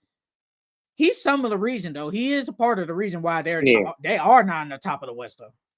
I'll give him. I'll say majority. Because when you signed him and traded for him, you traded him to be your second best player, and he has not been playing like your second best player. The offense still looks terrible out there. They still have not figured that out. It's literally just ISO basketball. It's either give the ball to Julius Randle, give the ball to Ant. Now they have to make a play. Either they find somebody else open or they score for themselves. And whereas when they had Cat, it was a bunch of ball movement. And then you got to add Dante DiVincenzo in there too. Dante DiVincenzo hasn't been playing good at all. He hasn't been playing good, and he had a good year. He had a good year last year, and we thought him coming to the Timberwolves, he was going to pick up where he left off. And he hasn't done the thing either. Didn't you say he was going to be 6 man of the year candidate? Yeah. He was in one of my 6 man of the year candidate, and he has not done nothing. He has not done nothing. No, he has not done nothing. When you look at it, all signs pointing to him being 6 man. Sneak peek. He's on my all disappointment team. I'm just letting you know that right now. Man, but yeah, Julius Randle, yeah, he hasn't been good for them at all. It's been bad. I agree. It's been bad for them. That's been a bad signing. I say a good signing. I say Chris Paul. Chris Paul to Spurs has been a good signing. It's been a good signing so far. He may be old as dirt, but he's still giving you 10 and 8, bro. And he got the Spurs, dead locked into almost playing. I think they're 11 right now, but he almost got them into playing. The Spurs going up and the Warriors doing what? Going down. They're going down. That hot take might not be too hot no more.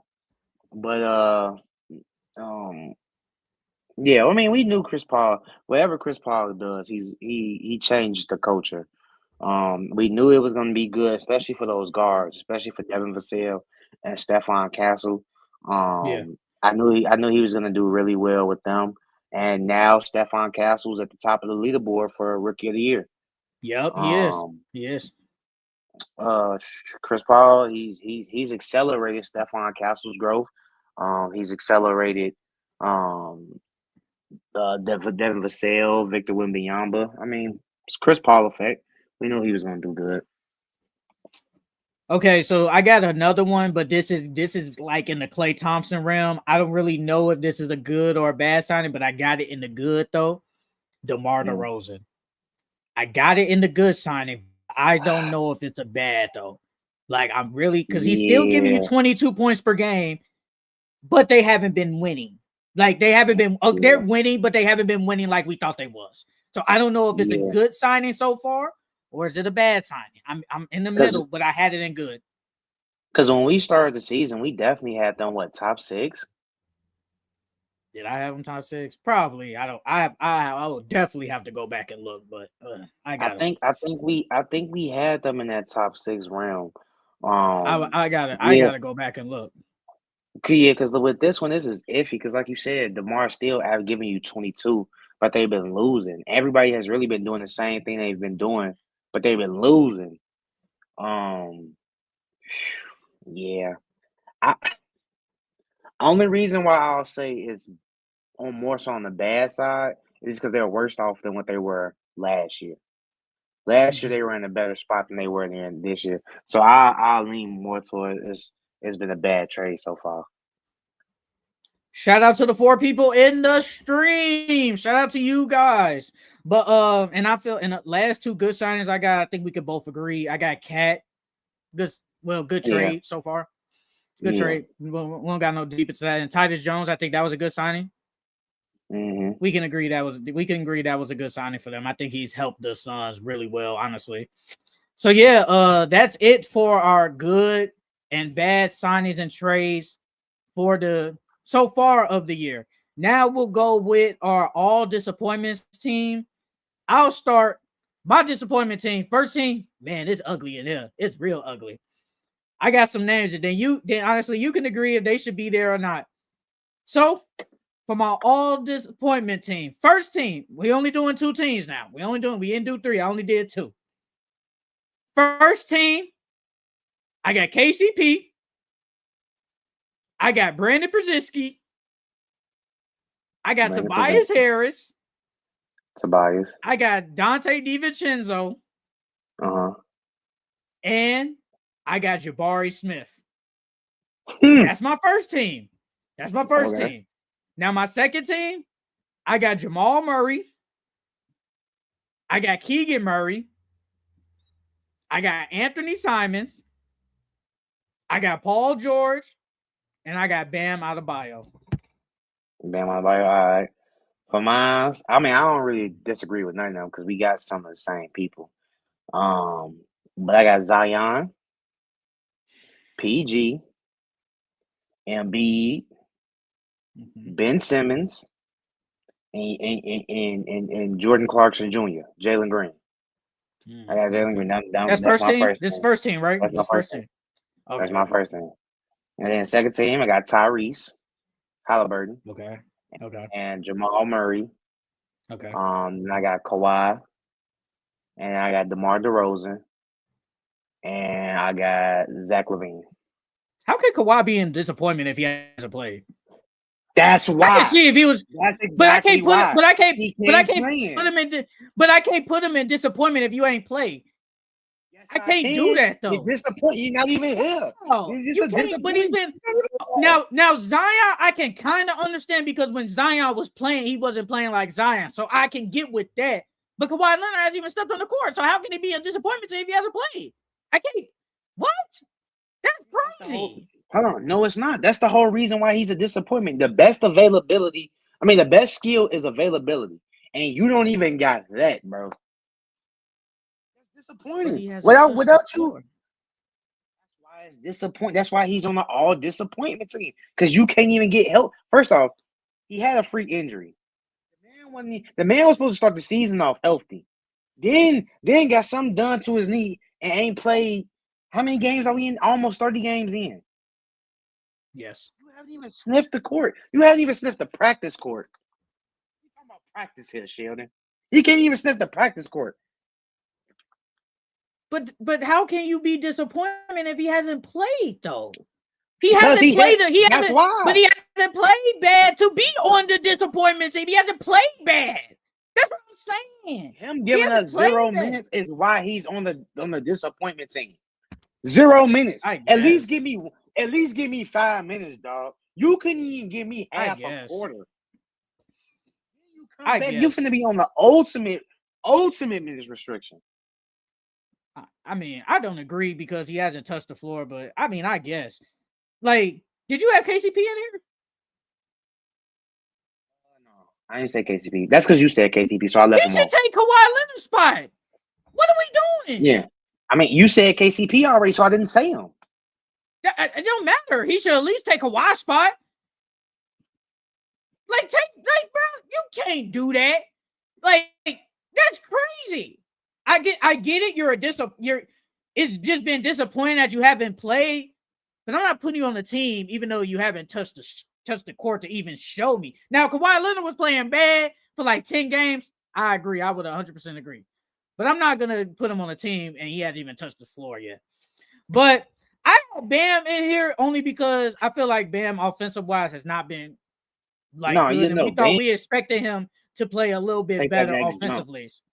Especially after Team USA, and they were talking about how Bam was shooting threes and stuff. I thought Bam was going to come in here.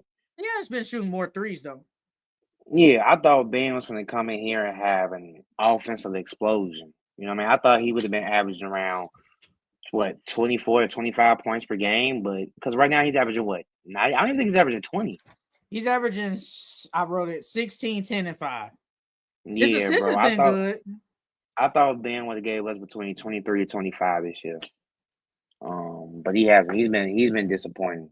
Your boy Tyrese has been very disappointing.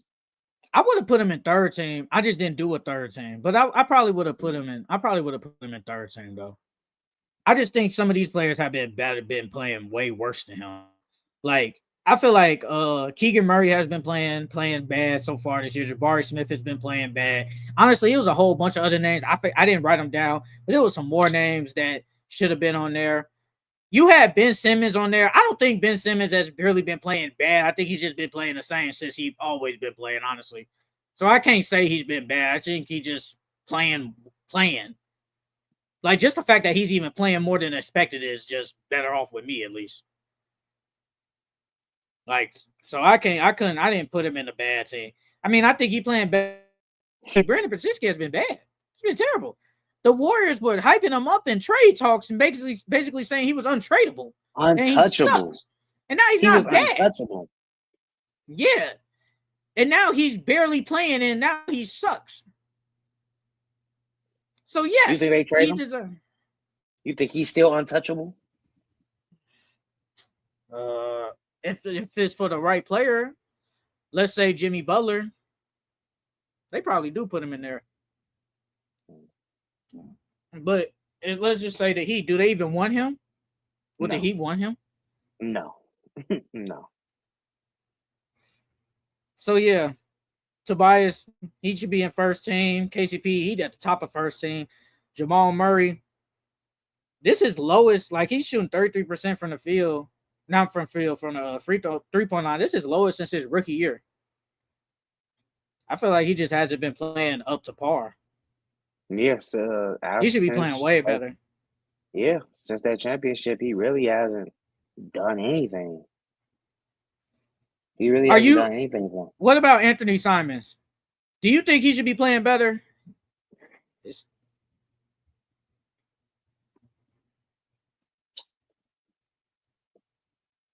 Yes, he should be. He should be playing better. Especially since you've had a whole off season to heal from your injury. He hasn't. I thought he would have at least scoring wise. I thought he would have at least been in the higher 20s because he's only averaging what, like 22, 21. Hell no. He's not even averaging only 20s? giving you, bro. He's giving you 17, 2, and 4.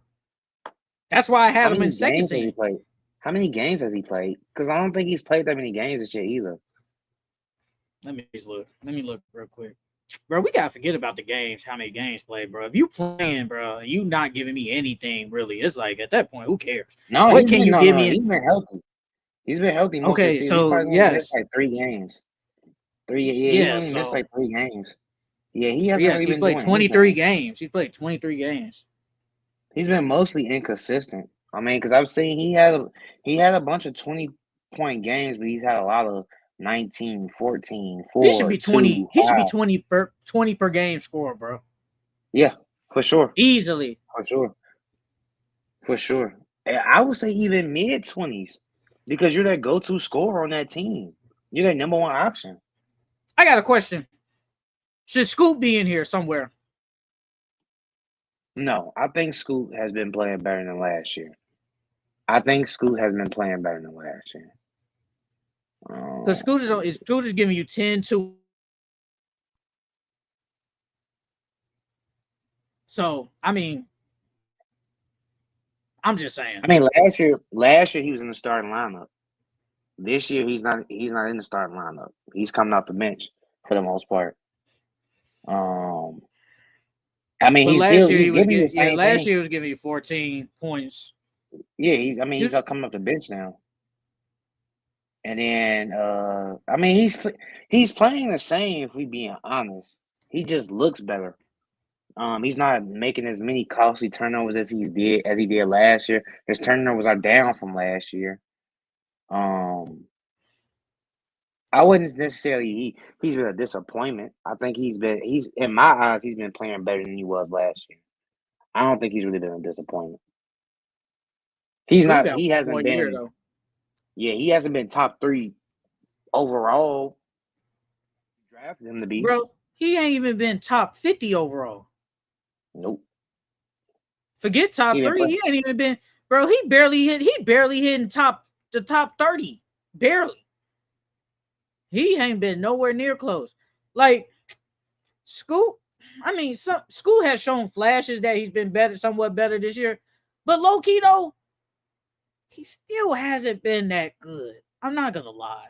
He hasn't really been that good. I think he should be playing better. Like Scoot should be. I know he's not in the starting lineup. I get that all that. But I think Scoot should be giving me at least 15 points per game. He's only I giving me mean, 10. when you got Anthony over there and you got Shaden Sharp over there, you got Jeremy Grant over there, and you got DeAndre Ayton over there, like there's not a lot of shots for So everybody. so it's gonna take a Especially, trade. yeah, It needs to be a it's trade gonna there. take a trade, yeah, because with Chauncey Billups, he's gonna put the ball in Anthony and DeAndre Ayton hands before he is Scoop, especially since how Scoop played last year too. Um, yeah, it's definitely gonna take a trade to open up some more room for him to free up some shots for him to take. Because he when I've seen Scoop play, it looks like he's just trying to be a traditional point guard. It doesn't look like he's trying to be the Scoop that we all fell in love with when he was with Ignite, the scoring guard that he is. He hasn't really been scoring like we thought he was. The Blazers are bad. They're a bad team. All right. That is it for our all disappointment team, our first and our second team. Now, I want to do I want to start off with this NBA ratings. I think we talked about it maybe like a month ago or something, but honestly, it's still a argument, not an argument, but a big topic lately. NBA been going down. A lot of athletes been saying it's the 3 pointers, streaming companies and stuff like that. So I got some stats for you, my guy. So the NBA ratings are down 3% on TNT and down 28% on ESPN through November 14th. They've been down 48% since 2012. And the NBA Cup Mhm. this year is down 10% from last year. And they average 1.5 million viewers on TNT and 1.16 million on ESPN. So, what is your takeaway about the NBA ratings being down? And what do you think is the problem? And what do you think should they do? I think I agree. I see a lot of people uh talk about the streaming services, Okay. and because like they had games streamed on Amazon Prime, I believe this year. They had No, what that'd be next year. ESPN That'll be next year. next year. That'll be next Okay, so year. next year is gonna be on Amazon Prime, and then you got the NBA app. Then you got ESPN. Then some is on ABC. Like it's too many places where you have to go in order to stream these games. So I think that's a big part of it as well. Now the 3 point shooting. I mean, I get where people are going with that, but like you said earlier in the pod, like these teams don't shoot as many threes as they have. You won't see teams coming back from 20-point blowouts. You won't see some teams coming back from almost 30-point blowouts. So I don't think the threes is really that big of a deal. But the streaming services, I think that plays a big part of it because you got to pay for it because of the league pass. That's expensive. And then some people don't even have cable anymore. Some people just stream everything. Um, so yeah, I think streaming is a big part of it. That's a really big part of it. Because when you gotta go 7 places to watch a game, 7 different places to watch just one game, I don't even want to watch it at that point. I just look at the highlights. So I do agree with the streaming because, like, to watch, you got to get ESPN. You got to watch on ABC, TNT. Like, it's just a whole bunch of stuff. NBA TV. Like, it's just a whole bunch of stuff you got to do. And then next year, they're going to be on Amazon Prime, ESPN, NBC. Like, it's going to be, and then that's just a lot of money. And people don't want to spend all that just to watch some games. But I do think the threes do play a part because credit, I don't know if you saw that stat with the Bulls and the Hornets. They set the record with the 75. most 3-point minutes. Yes. And the thing 75. is, like, those are two bad teams. We get it. But even if it was two good teams, do we really want to see 75 or just 30, 50 misses in a game, though, or just jacking up threes to some viewers? Now, me personally, I don't care because I'm going to watch regardless. I don't. To a casual fan, which is what it's more important to a casual, I don't think a casual fan wants to see just people just jacking up threes all day. I don't believe that. That's just not fun basketball. That the minute they touch the ball, three, get the rebound. It could be a 3-on-1. We see it all the time. It'd be a 4-on-1. Somebody pulling up for three and brick. Pulling up for a three. You know? Yes, it's like, bro, nobody wants to see that. No, nobody wants to see that. And another thing that the NBA needs to do more, they need to put more. Why I can't think of the word. I can't think of the word. They need to put more shine on their younger players, bro. I saw somebody said that the Celtics and the Thunder face off for the first time, and I think it's in January or February, and it's on League Pass. Brother, if y'all don't change that game to basically ESPN or TNT, that they should got be the two best a records. televised game. Yeah, that should be a My televised point game. exactly. That's my point. Y'all need to advertise y'all stars more. We like the Thunder, bro. The Thunder, y'all saw it last year that the Thunder was an up and coming team, and y'all still don't give them as many a lot of televised games. Y'all still not doing it. Same with the Magic, not giving them a lot of televised games. Shit, even the Timberwolves, y'all say Anthony Edwards was Michael Jordan last year. They still ain't getting a lot of televised games. So what are we doing? That's what y'all need to do. Y'all need to, bro. Y'all need to stop milking LeBron and Steph. That's what y'all need to really stop doing. Yeah. I get it. LeBron face of the league for now. Kevin Durant is a part of the face, at least Steph Curry part of it. But those dudes ain't gonna be here forever. So what y'all gonna do when they gone? Y'all gotta stop milking that and give these other young stars more love. They've started to. I mean, I've seen more Shea commercials. I've seen a lot of Anthony Edwards commercials. I mean, so they've started with to games though. Yeah, But that's yeah, what I mean. I'm talking about games. dang, yeah. Because if nobody pays for League Pass, how we gonna see them? That's true. That's definitely true. That's definitely true. And then even like they Christmas games were not even all that exciting this year. I don't think they got the Christmas games right in a minute, bro. Like things like that make you want to tune in to watch these national televised games. Like, yeah. Okay. So and we're gonna do obviously our pick'ems at the end of the pod. But so the Spurs and the Knicks. Now the Spurs, they're better this year, obviously. And the Spurs were kind of a weak team last year. But we know why they put the Spurs on Christmas.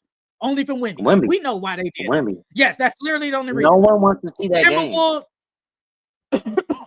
Timberwolves and Mavericks, I think that's cool. That's not bad to me. Yeah, that's a I cool think one. that's That's a cool. cool one. 76ers and the Celtics, that looked good in the beginning, but Embiid might But not now it's play. not. Yeah. Yes, it don't look that good. Lakers and the Warriors, you know they milk it. They No, gotta milk LeBron and Steph. You know they gotta do I that.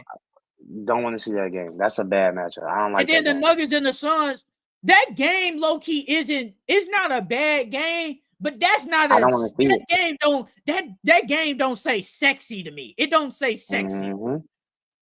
So I think it's Mm-hmm. not bad, but could they done better? Bro, y'all could have put the Thunder on. Bro, I think Thunder and Knicks would have been amazing. Yep. Thunder and Knicks would have been good. You could have did the Mavs. I mean, the Mavs, T-Wolves and the Suns. Could have did that one. They had potential to do a lot of good games, bro. But they don't. But I mean, like I said, I think the threes that plays a part in it. But I think it's mostly the streaming services, bro. Because if it's not accessible to everyone, no one's gonna want to watch it. If I gotta pay $300 just so I can watch Shea Gildress play against the Celtics, I'm not gonna do that. I'd rather go on Stream East. Like, come on, dog. Like, like, yeah. That's why I think streaming service plays a very big part in it. Bro, somebody, if I can find the tweet, somebody explained it probably the best I've seen on Twitter. I swear to God, I think I liked it. I hope I liked it. But he probably explained it the best. Let me see if I can find it. But yeah, I think it's threes. I think it's ratings.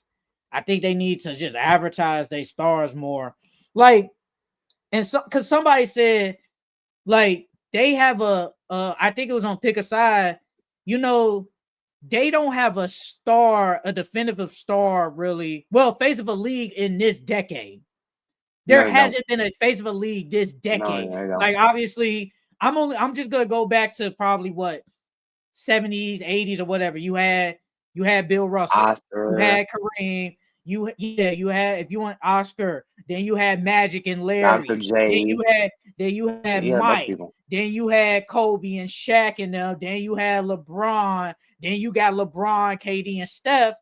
Here we are now. There's not a definitive face of a league star in the 2020s. There hasn't really been one.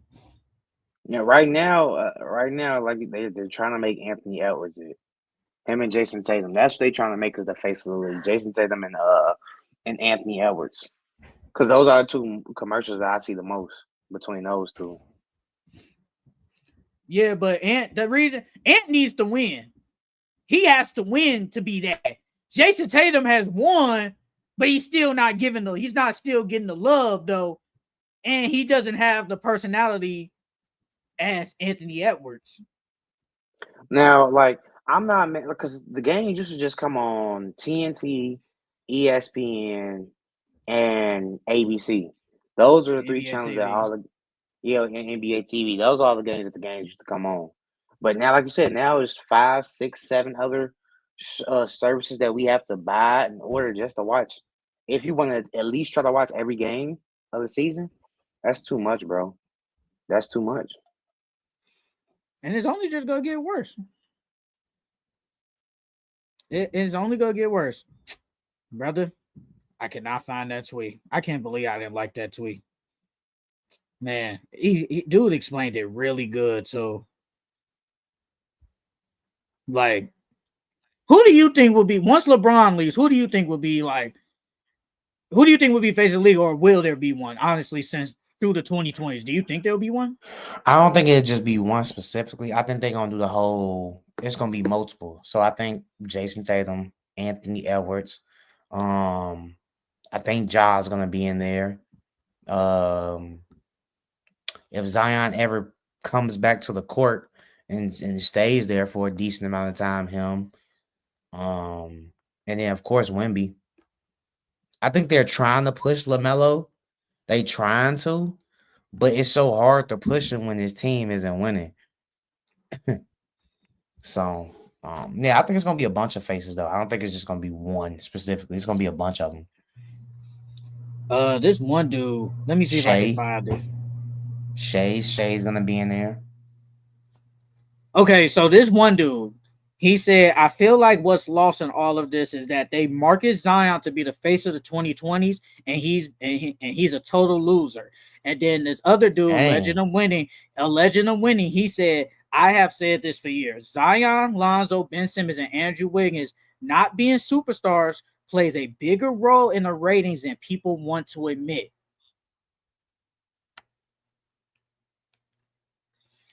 Wait, he said. Wait, So we talking about? Wait, he said Lonzo. Who?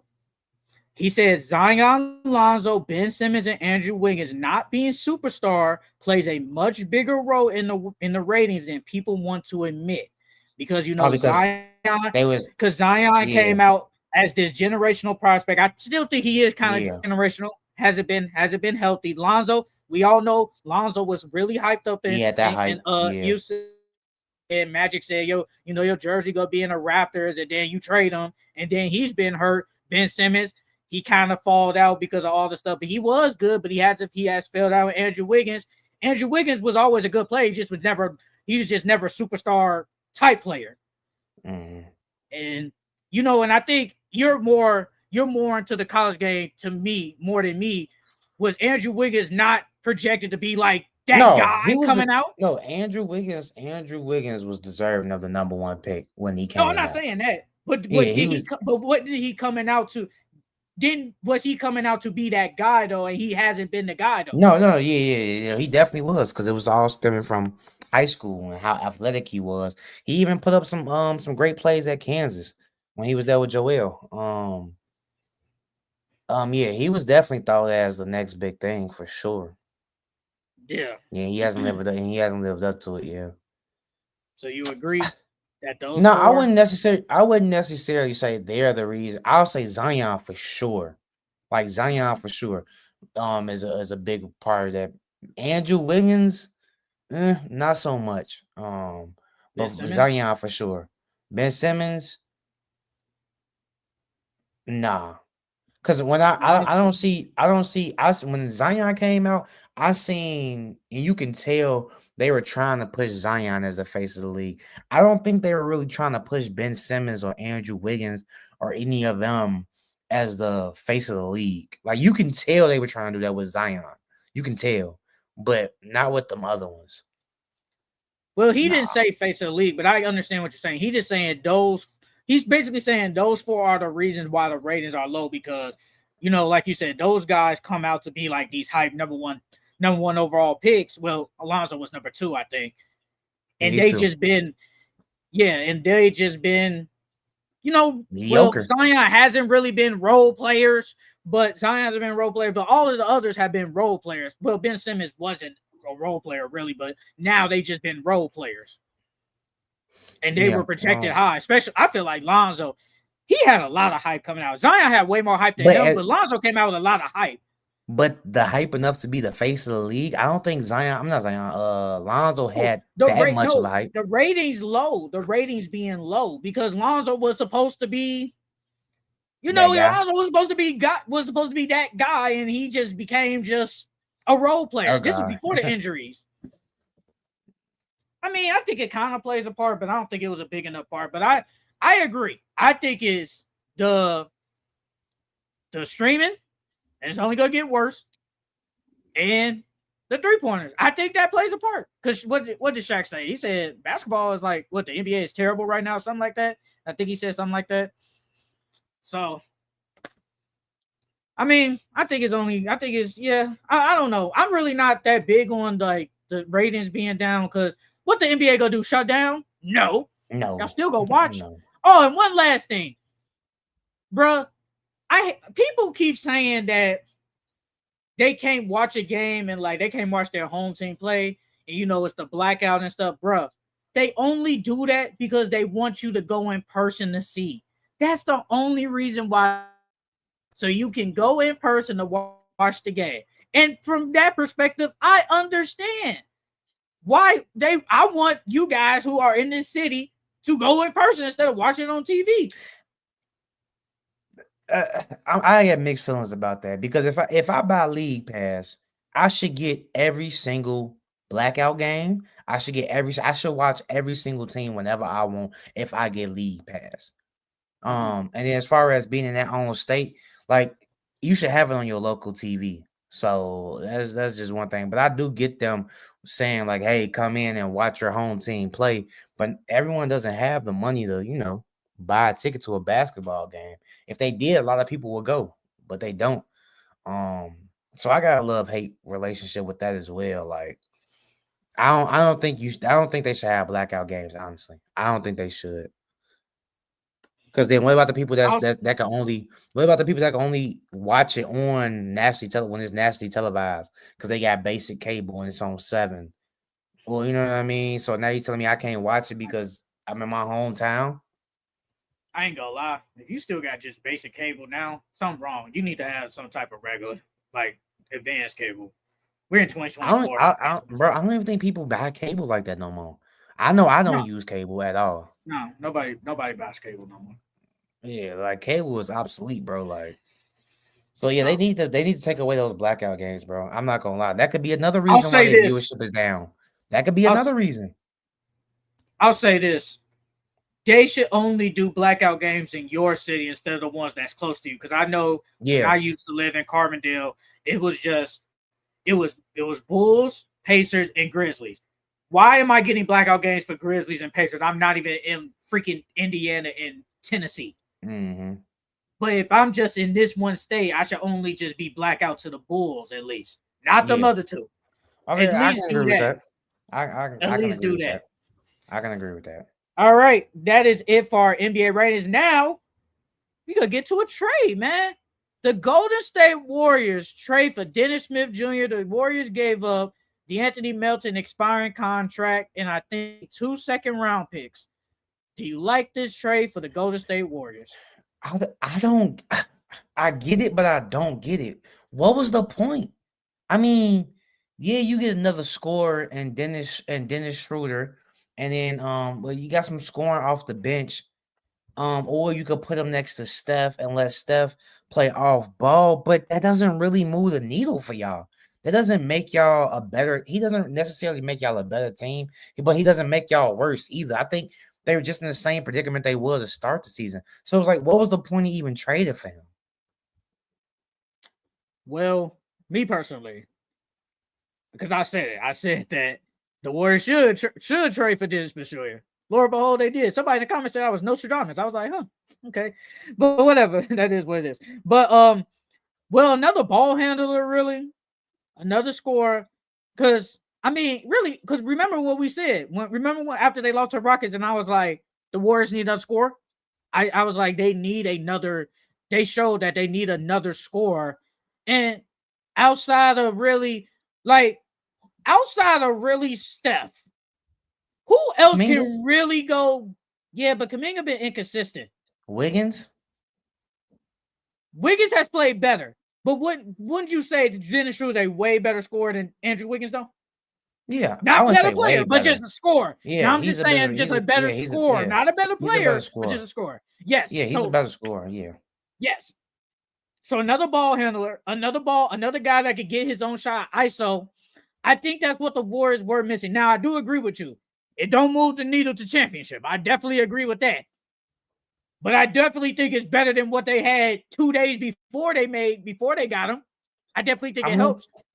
all it's doing is putting a band-aid. I mean, it's putting a band-aid on something like they me personally, they could have done without it. Like you gave up some second round picks and the and Melton for him. So you really didn't like give up anything too Exactly. serious. Yeah, so it's like I mean, but like I said, it don't move the needle. I think they're gonna be in the same spot regardless if they didn't have them or now that they got them. Like it don't really matter. They're gonna be in the same spot. And Brandon, and then he takes over some of Brandon Przisky minutes because he's been playing terrible. And y'all hyped him up. Yeah, I agree. I agree. And y'all hyped him up. And y'all just traded because Brandon Przisky, yeah, his scoring might be there, but he's another ball handler that you guys have. He can handle the Yeah, ball. He but can run the no, offense. He's but he not a can't scorer though. score. Yeah, Yeah, I but mean he he's can't not a score scorer. like him. Can't score like him though. And then now they're talking about they still searching for a star. Y'all don't have nothing to give up.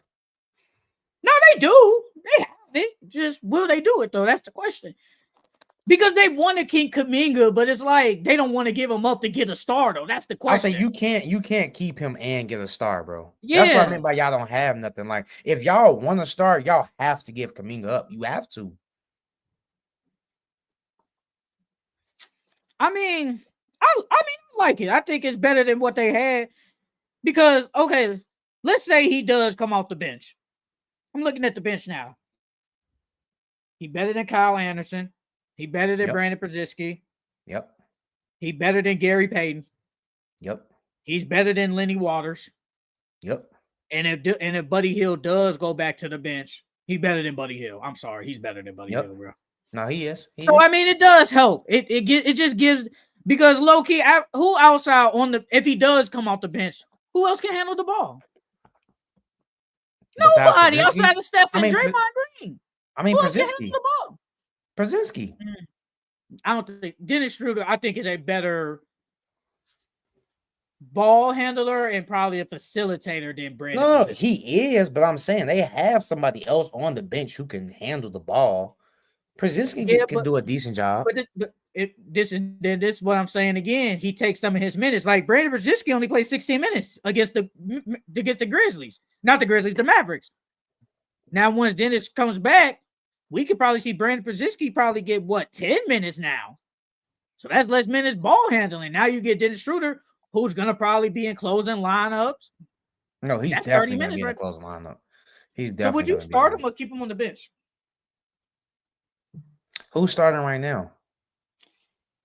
Well, It's since Steph, Draymond's on Wiggins, Draymond's on Kaminga. the bench now. Remember? You remember he asked to go to Yeah, the bench to help him in. yeah. So Kaminga, for Kaminga. right now they had, at least on, I'm going off Sunday, they had Steph, Buddy, Jonathan Kaminga, Andrew Wiggins, and Kevon Looney. Take Buddy's spot, bro. Now, if does that mean Draymond's still coming off the bench there? I think so. If Draymond's still coming off the bench, honestly, no. I wouldn't, because you said it's Steph, Buddy, Andrew, Kaminga, and Looney. Kevon Looney, Honestly, no. I'll keep him on the bench with Draymond. I'll bring him and Draymond off, and then I'll let Draymond be my point forward for that second unit, and let Dennis go be the scorer that he is. Because I'm not saying I don't think Dennis Schroder is a true point guard. I think he's a combo guard. I think he likes to score more than he does pass the ball. So yeah, I'll bring him off the bench and have him give me that scoring off the bench. Him and Draymond coming off the bench. I like him and Draymond coming off the bench.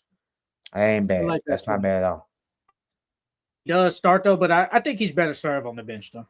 I think he's better served on the bench. He gonna be in the closing lineups for sure though. It's definitely gonna be Steph, Dennis, Draymond, Andrew, and Kaminga. That's definitely gonna be they closing five. All right. So the Nuggets, they are inquired about Zach Lavine. They said the Nuggets said they are looking for Zach Lavine, Jordan Clarkson, Jordan Poole, and Cam Johnson. And they said that if they do trade for Zach Lavine, Michael Porter Jr. will be in the trade. It will be Michael Porter Jr. and Zeke Naji for Zach Lavine. Do you like Zach Lavine on the Nuggets? Yeah, I like Zach on the Nuggets. I think Zach on the Nuggets brings a different dynamic to the Nuggets that they need. Now, if Zach was to go there, first off, I low key I would do that trade too if I was the Bulls, only because the Bulls wanted Michael Porter Jr., but when that stuff with his back popped up, they got scared and they backed away because Chicago, we had the 14th or the 15th pick before the Nuggets that year in the draft, and they got scared once the reports, like his physicals and stuff from the doctors and stuff came back. So, and the Bulls really wanted him. It was just like I said, his physicals came back. So the Bulls get the player that they always wanted in Michael Porter, and then we get to see unleash Michael Porter, because before that back injury, Michael Porter was supposed to be the number 1 overall pick. People forget that.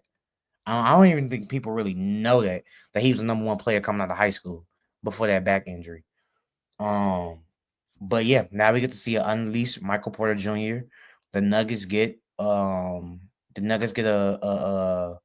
more athletic scoring wing and Zach Lavine. And I think Zach Lavine's better defensively than Michael Porter. Um, yeah, so it'd be what Jamal, Zach, Aaron Gordon, Jokic, and Christian Braun. Yeah, yeah. I kind of like that better than with Michael Porter. Okay, I do like it. I like it because I think the Nuggets they get a guy that creates their own shot. Like I think we could both say Zach Lavine he's a better scorer than him, better scorer than Michael Porter. Yeah, Is he as good of a is he a good of a like no, take that back. He is a better shot maker than Michael Porter. And he's probably as good of a shooter as Michael Porter Jr. If somebody says Michael Porter Jr. is a better shooter than Zach Lavine, not gonna argue with you. But Zach Lavine is basically right there with Michael Porter Jr. So basically, you get the same player, and you get a guy that gets his own shot. The only thing is he's not as big as Michael Porter Jr., which makes a big difference because Michael Porter Jr. still is a big body. yeah, he's He's 16. going to rebound. Yes, 16. 6'10". He can rebound. Defense, it is what it is. But you do miss that with Zach Lavine. Zach Lavine ain't going to be going out there and trying to give you like 8 rebounds per game. It's not going to happen. That's just not I happening. mean, but you got Jokic and you got Aaron Gordon. I get that, but we can't count on 2 dudes just to rebound up for us all day though. I'm just yeah, that's true. That. No, that's true. That is so, true. like you do lose that big body rebounded aspect if he does go there. And for the Bulls, at least, I mean, the Bulls are rebuilding. You get Michael Porter Jr., who's younger than Zach Lavine, so that's a building block. I think that will probably be one of the best building blocks since Zach Lavine when he first got to the Bulls that you had. Like you can literally build around him with Kobe White, Josh Giddey. I have no clue. Buzelis. Because bro, Michael Porter Jr. could be your go-to option as a scorer. At least, can he be your best player on your team? I don't know. We have not seen him in a role like that, but he was considered the best prospect coming out before that back injury. Yeah. So you do get all that. So I mean, if they do make that trade, I don't have a problem with it. No. Now, does it put the Nuggets further into championship contender? I don't think so. I think you do. I don't know. I think it stayed. I think honestly they stayed. Maybe they a little bit better, but I don't think it moves them. It moves them to say, like I think this year at least their Western Conference Finals and Finals. Now I think they just stay the same. I'm not gonna say, "Yup, Nuggets going to the finals." No, I'm not saying that. No, I'm not saying that. I think they stayed the same. I think they kind of do stay the same. I think they got a little bit better because one, Zach Lavine's his IQ. Michael Porter Jr. took a lot of questionable shots. And then sometimes he took plays off. And I feel like with Zach Lavine, he's hungry, he's thirsty, and now he's on a championship contended team. And like you say, he brings a different dynamic than Michael Porter Jr. does to the Nuggets. Like his cutting and slashing. Michael Porter Jr. wasn't really like a slasher. They had him at the mid post and catch and shoot threes for the most part. Like you said, with Zach, he creates his own shot. He can slash. He can catch and shoot. He can run pick and rolls with Jokic. You couldn't really see no pick and rolls with Jokic and Michael Porter. Well, you do, but I get it. It's a different type of pick and roll. But they do though. They do run pick and rolls with them. But I get what you're saying though. I get it. It's different because Zach's a better ball handler. So I think it makes their offense more dynamic. And harder to guard with Zach Lavine and his athleticism. I mean, like I said, it's not like they're all right now they're champions, but it moves it a little bit for me. They're a little bit better if they get him. And do you think that those other players that they was saying, it was Jordan Poole, Cam Johnson, Jordan Clarkson, and they did say Jonas Valanciunas. Do you like any of those players on the Nuggets? Jonas? Why would they trade for Jonas? Yeah, I don't Well, know they do about need a Giannis. backup big. They do need a backup big, bro. They don't Okay, have a backup big. okay, They do. They okay, big. okay, okay. But Jordan Poole, no, I wouldn't want to see Jordan. I don't think Jordan Poole moves the needle for you. I don't think Jordan Poole really does anything for y'all. Um, Cam Johnson, I do like the Cam Johnson one. I do like that. Uh, because you could put him. Well, so is Michael Porter Jr. still going along with that? So he'd be Yes. going. Okay, Yeah. Yeah. okay. Yeah, I like Cam Johnson better with them. Now, I think Zach Lavine moves them more than what Cam Johnson would, but I like Cam with them. That'd be a good one. Because he's a good 3-and-D. Defense is better than Michael Porter Jr. He's not as big as Michael Porter, but he's still what 6'8", 6'9". 3-and-D. Jordan Clarkson. Only way I see Jordan Clarkson good for them if they keep Michael Porter. If they could keep Michael Porter and still get Jordan Clarkson, then yeah, I can see that be good for them. But if they gotta give up one, Don't you think Michael Porter and Cam Johnson in the same tier though? I feel like you getting the same player low key. but Cam's better defensively. Michael Porter's Yeah, just a bigger body. I agree, but I feel He's like just a bigger body. I just feel like it don't.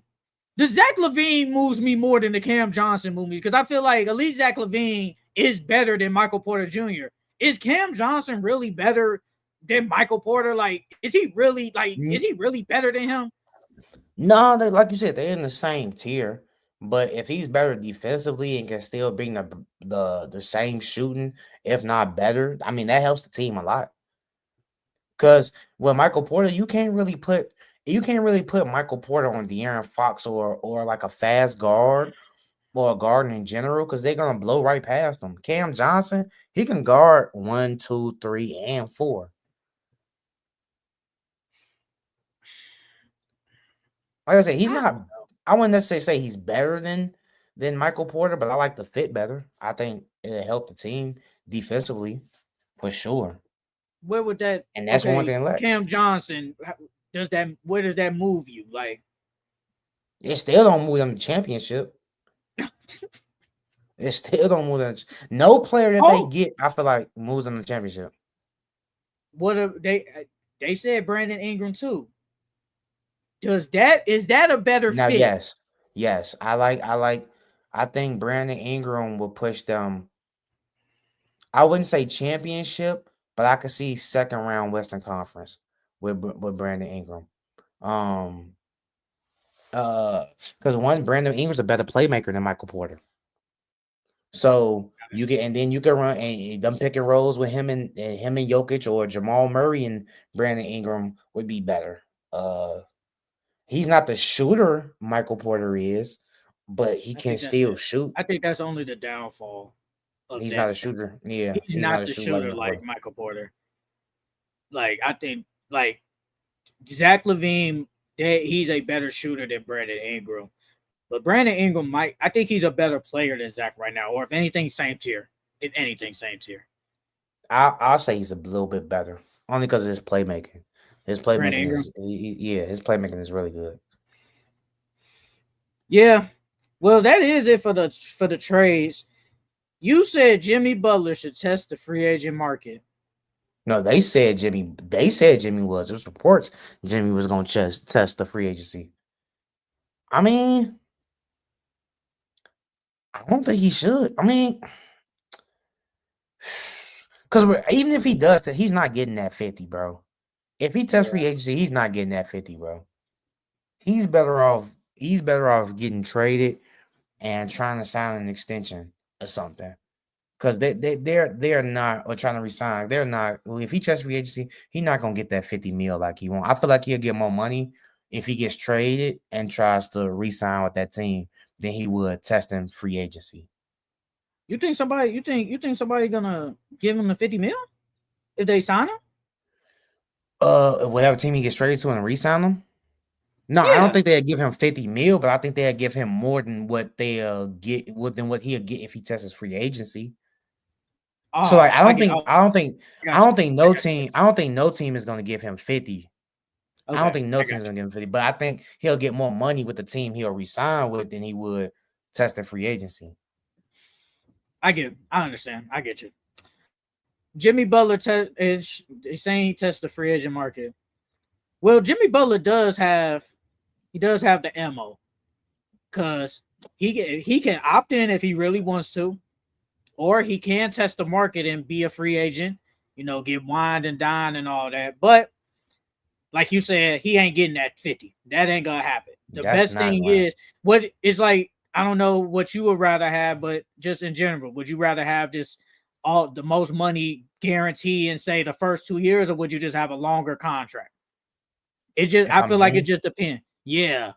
Like what do you value more? The longer extension or just a 2 year 50 mil? So that's 100, but you get at but least it 4 depends. years for like 100 plus. It depends on well how Jimmy body is. Like if Jimmy feels like he could play another 4 years, then I say I go for a longer contract. But if Jimmy know he only got about 2 good years left in his body, I just do the short term contract and get the most bang for my buck. They're trying to elongate my contract, and I know my body not gonna hold up. Man, give me that long term extension, man. Give me that. I'm getting all that bread, bro. Even if I gotta be a scrub on the bench, I'm getting my bread regardless. Be the It, Udonis Haslam. it ain't gonna be that, but it ain't gonna be that. But hey, man, give me that bread, man. I think Jimmy should take a long term. But if he tests free agency, I don't got a problem with it. But nobody ain't giving him 50 though. I No. mean, they said that his preferred destination, that's according to Shams, is the Suns and the Warriors. Those are his preferred destinations. Why the Sun, bro? Why the Sun? First of all, they don't even have no money to get you. They keep saying that Bradley Beal. Okay, they said that Bradley Beal will have to facilitate the trade. So I was like, okay, Bradley Beal was third fiddle. He goes to Miami. I don't think he's the number one option, but he will clearly be number two, and we can probably see somewhat close to a 20-point per game Bradley Beal. And maybe to Bradley Beal, he might just like just playing good basketball. I think he does want to win. Don't get me wrong. But I think he wants to play how he was playing with the Wizards, though. Mm. Going back to say giving 20 points and being the second best player on the Miami Heat instead of being the third option on the Suns. Now, Jimmy probably, I think, didn't really care about the scoring because you said last week, he could be the glue guy on the Mavericks or whatever. And he could probably be the same thing for the Suns. Jimmy probably cool with just getting 16 points. Bradley Beal, deep down, he probably not cool with just getting 16 points because he's been a 20-point per game scorer his whole career. He probably not cool with that. So he might And be cool then with facilitating the trade to Miami. He might be. and then low key, if you switch the two out, Jimmy's a better defender than Bradley Beal. I mean, Jimmy Butler can score, but I feel like it'll open up Devin Booker because with all three of them, like Devin Booker hasn't been the Devin Booker that we all know and love this year. And then now Yeah. with Jimmy there, Jimmy doesn't really care about taking shots because if he did, you would see he'd be the leading scorer on the Heat, but he's not. So with him being there, Devin Booker gets more shots. KD gets to do what he do, and then Jimmy he could just play defense, rebound, and facilitate. Yeah. Yeah, I think it'll be So, a better fit. So yeah, that's if Bradley Beal goes to Miami. well, I mean, he holds So the cards. yeah, He has a no trade clause, so it's up to him. I don't think he would do that though, because he said he wants to win, and your best chance of winning it is on the Suns. So I don't think he'll give up that whatchamacallit. Hey Say man, setting that trade being the clause. second best player, first best player, you live in Miami. Hey, ain't no problem with me. You still gonna get your money regardless. I ain't got no problem. And I can get traded and I can facilitate a trade anytime I want. I don't think he has a problem. I don't know. I don't know. Me personally, I don't know. The Warriors, no, he should. I don't think he should go to. I think he was just going to the Warriors for the simple is Steph and Draymond and the Warriors didn't won championships in the past. But if you want to win, your best case scenario winning will be with the Suns. That's your best chance of winning. I see it. I think the Suns are so unrealistic. I just think it won't happen. I think the Warriors is more realistic than the Suns, though. Yeah, he not gonna win nothing there though. Steph. So is Steph, Draymond, and Jimmy enough to win? No, no, hell no, hell no. Because you know they I gonna think want it looks Kaminga. nice though. It looks nice though. Yeah, it It do. looks it looks It nice. looks like a attractive. It put butts in the seat. I mean, they get busted in the seats regardless, so it don't even matter. They're the most historic NBA franchise, so they could get busted in the seats regardless. So that don't matter. Should Joel Embiid retire? What do you think? You brought it up, brother. You brought it up. Man, that man got some terrible injury histories, bro. If it ain't one thing, it's literally another. Like I understand why Philly fans get mad now. I mean, we been understood, but it's like, bro, like, can you stay healthy for 5 games? A game? Can you give us a game? I mean, now granted, this wasn't his fault. This was like it was a Half of these freak injuries injury. aren't his fault. Yeah, it was a freak injury, but it's like, dog, like man, it's something every single time. And to me, it's not unfair to even ask that question because you can't even give us a full half a season for real, for real. His best season was what? Last year or a year when we won It was like a MVP. couple of years ago. Couple of Yeah, years when he ago. won. Yeah, when he won MVP. So it's like it's not a far fetched question to ask. Should he retire this season? No, but soon in like the next like 3 to 4, maybe 5 years, he should think about it. He can never stay on the court. He plays a he if off the top of my head, without calculations or anything, I believe Joel Embiid B has played less than 50% of his NBA games. Yeah, because he's missed 2 full seasons. So yeah, I agree. Like, bro, like, come on, bro. Like, come on. Like, he's like one of those Greg Oden and Brandon Roy. Like, they've had amazing short careers, but the longevity of their careers is just not gonna happen. I don't see him be He's playing. played longer than them though. How many years has he played? I'm not Joel Embiid counting is them first almost 2 years you're not counting. So it's probably like 9. that he's actually played. Yes, he's played like 9 years. He's played like 9 years in the NBA. Yeah, at least it's either 8 or 9. If we're not, yeah, like you said, we're not counting those other years. Let me see. Let's see this. Let's see. Man, when was the last time he played? Dang, when did Philly play? Oh, the Bulls. Okay, we're just gonna go right here because I don't know. Yeah, so technically he's been in the league for 11 years. He missed So, first 2 seasons. so that's He only 9 years. played he only played 31 games his third year, 31, 63, 64, 51, 51, 68, So he's played 66, 9 years in the 39, NBA. He's played 9 years in the 39 NBA. now So 6 games so far. I don't even think B Roy. I think B Roy only hit probably like 6.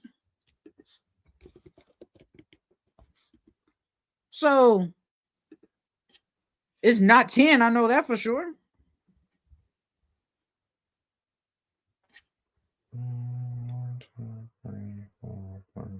Yep, B only played 6 years.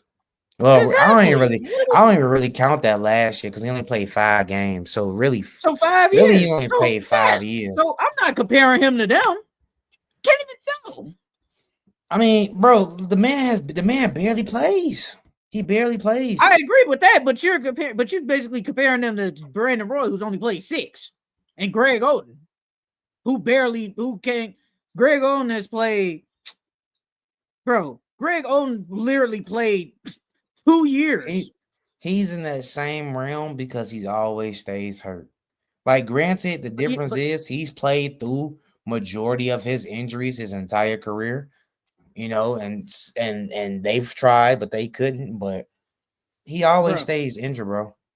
Greg Oden, and there have been big injuries too, bro. It's not like they were small injuries; they were big. And he had 3 meniscus tears. Like that's for a 7-footer over 300 pounds. Your knees is not gonna last that long, man. I'm surprised he's lasted nine seasons in the NBA. with 3 meniscus tears. Mm, none. I'm not. I don't know. I'm not that shocked. Me personally, I don't think he should retire. That's just me. Because I still think he's really good. When Joel Embiid plays, he's a great player. Like retiring now, at least it's just to me, it's not realistic. Like, yes, he just No, got hit not in the face the now. other day. He got hit in the face Not the other now. day. Yeah. But I do agree. Like Joel Embiid is what, like, I think he's either 30. I think he's 30. So could he retire the next 5, 6 years? I do think that's realistic because he's only gonna get older. Them knees ain't gonna hold up. It just Yeah, won't. he 30. Eventually, He finna be 31 in March. yeah. So basically, 31. Them knees ain't gonna hold up, brother. And you basically 300 pounds, 7 feet. Them knees ain't gonna hold up to you to play what 15 years in the NBA. But I mean, If he had you still been playing really good though, but it won't hold up. Yeah, because if you add 4 more years, that's 35. I don't think he makes it to 35. I'm not gonna lie.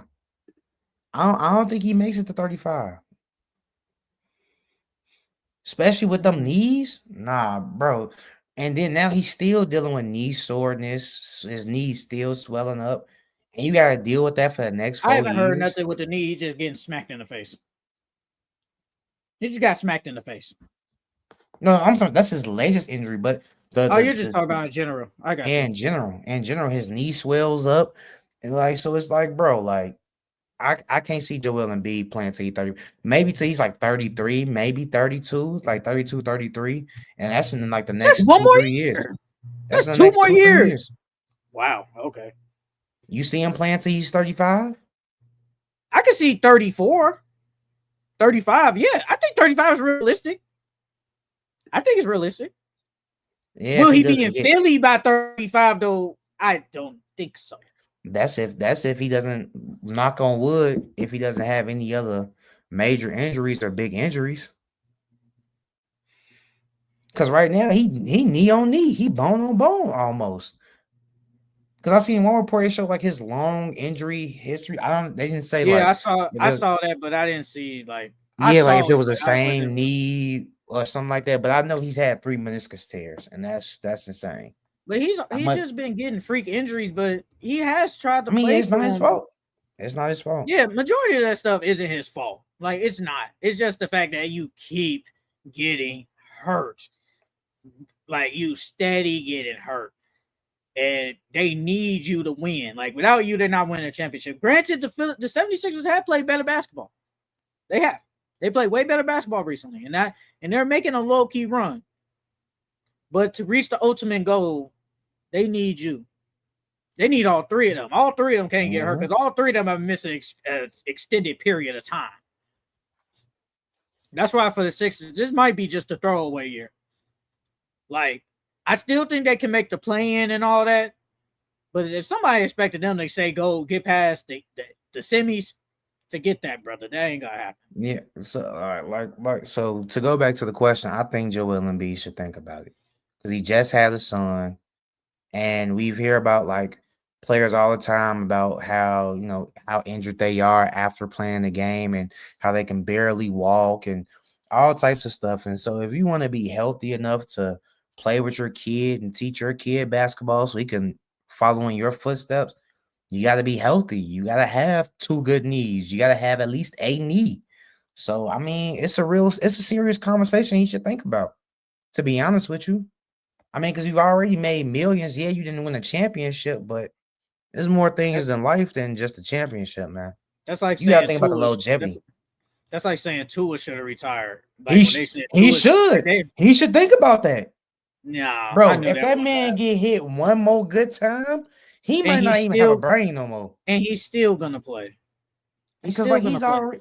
he's already at the danger of now of forgetting a lot of stuff by the time, because he's what? Two is only what? He's not even 30 yet, is he? Or No, nah, he's he's not not 30 30. yet.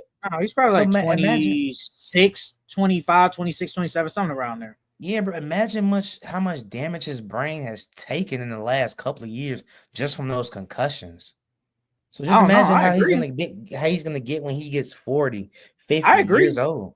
I agree, but when people like that, when they love the game so much and they work so hard for it, they don't want to go out that way. They want to go out it their way. Yeah, I mean it's So understandable. I'm It's not. definitely I mean, I understandable. knew he wanted that. That's why when people say he should retire, I'm like, bro, yeah, man is not retiring. Be serious. Like that man could still play. He's still young. Like, stop it. Got anything else? No, I just think Joel Embiid should seriously consider it in the next couple of years, man. Because if you only playing a couple of games a season, what's the whole point of even playing in the NBA anymore? You only giving us Because you less than love the 40 game. games a season. You love the You game. giving us less than 40 games a season, man. You're not even out here. You love the game. That's all I can say. He loves the game of basketball, bro. And he gonna try and play as much as possible. All right, but that is it for the Full Court Entertainment Podcast. Follow us on the Full Court Entertainment Podcast on all our social media platforms on Instagram, TikTok, Twitter, Facebook. You can follow us on all there. You can hit us up on socials too. Like, comment, and subscribe. I love y'all comments, man. Some of y'all say some wild stuff. Some of y'all say some good stuff. But I love seeing the comments, man. I love guys. And shout out to the 5 people that was in the stream today. Means a lot, man. But we will see you guys next time. See y'all later.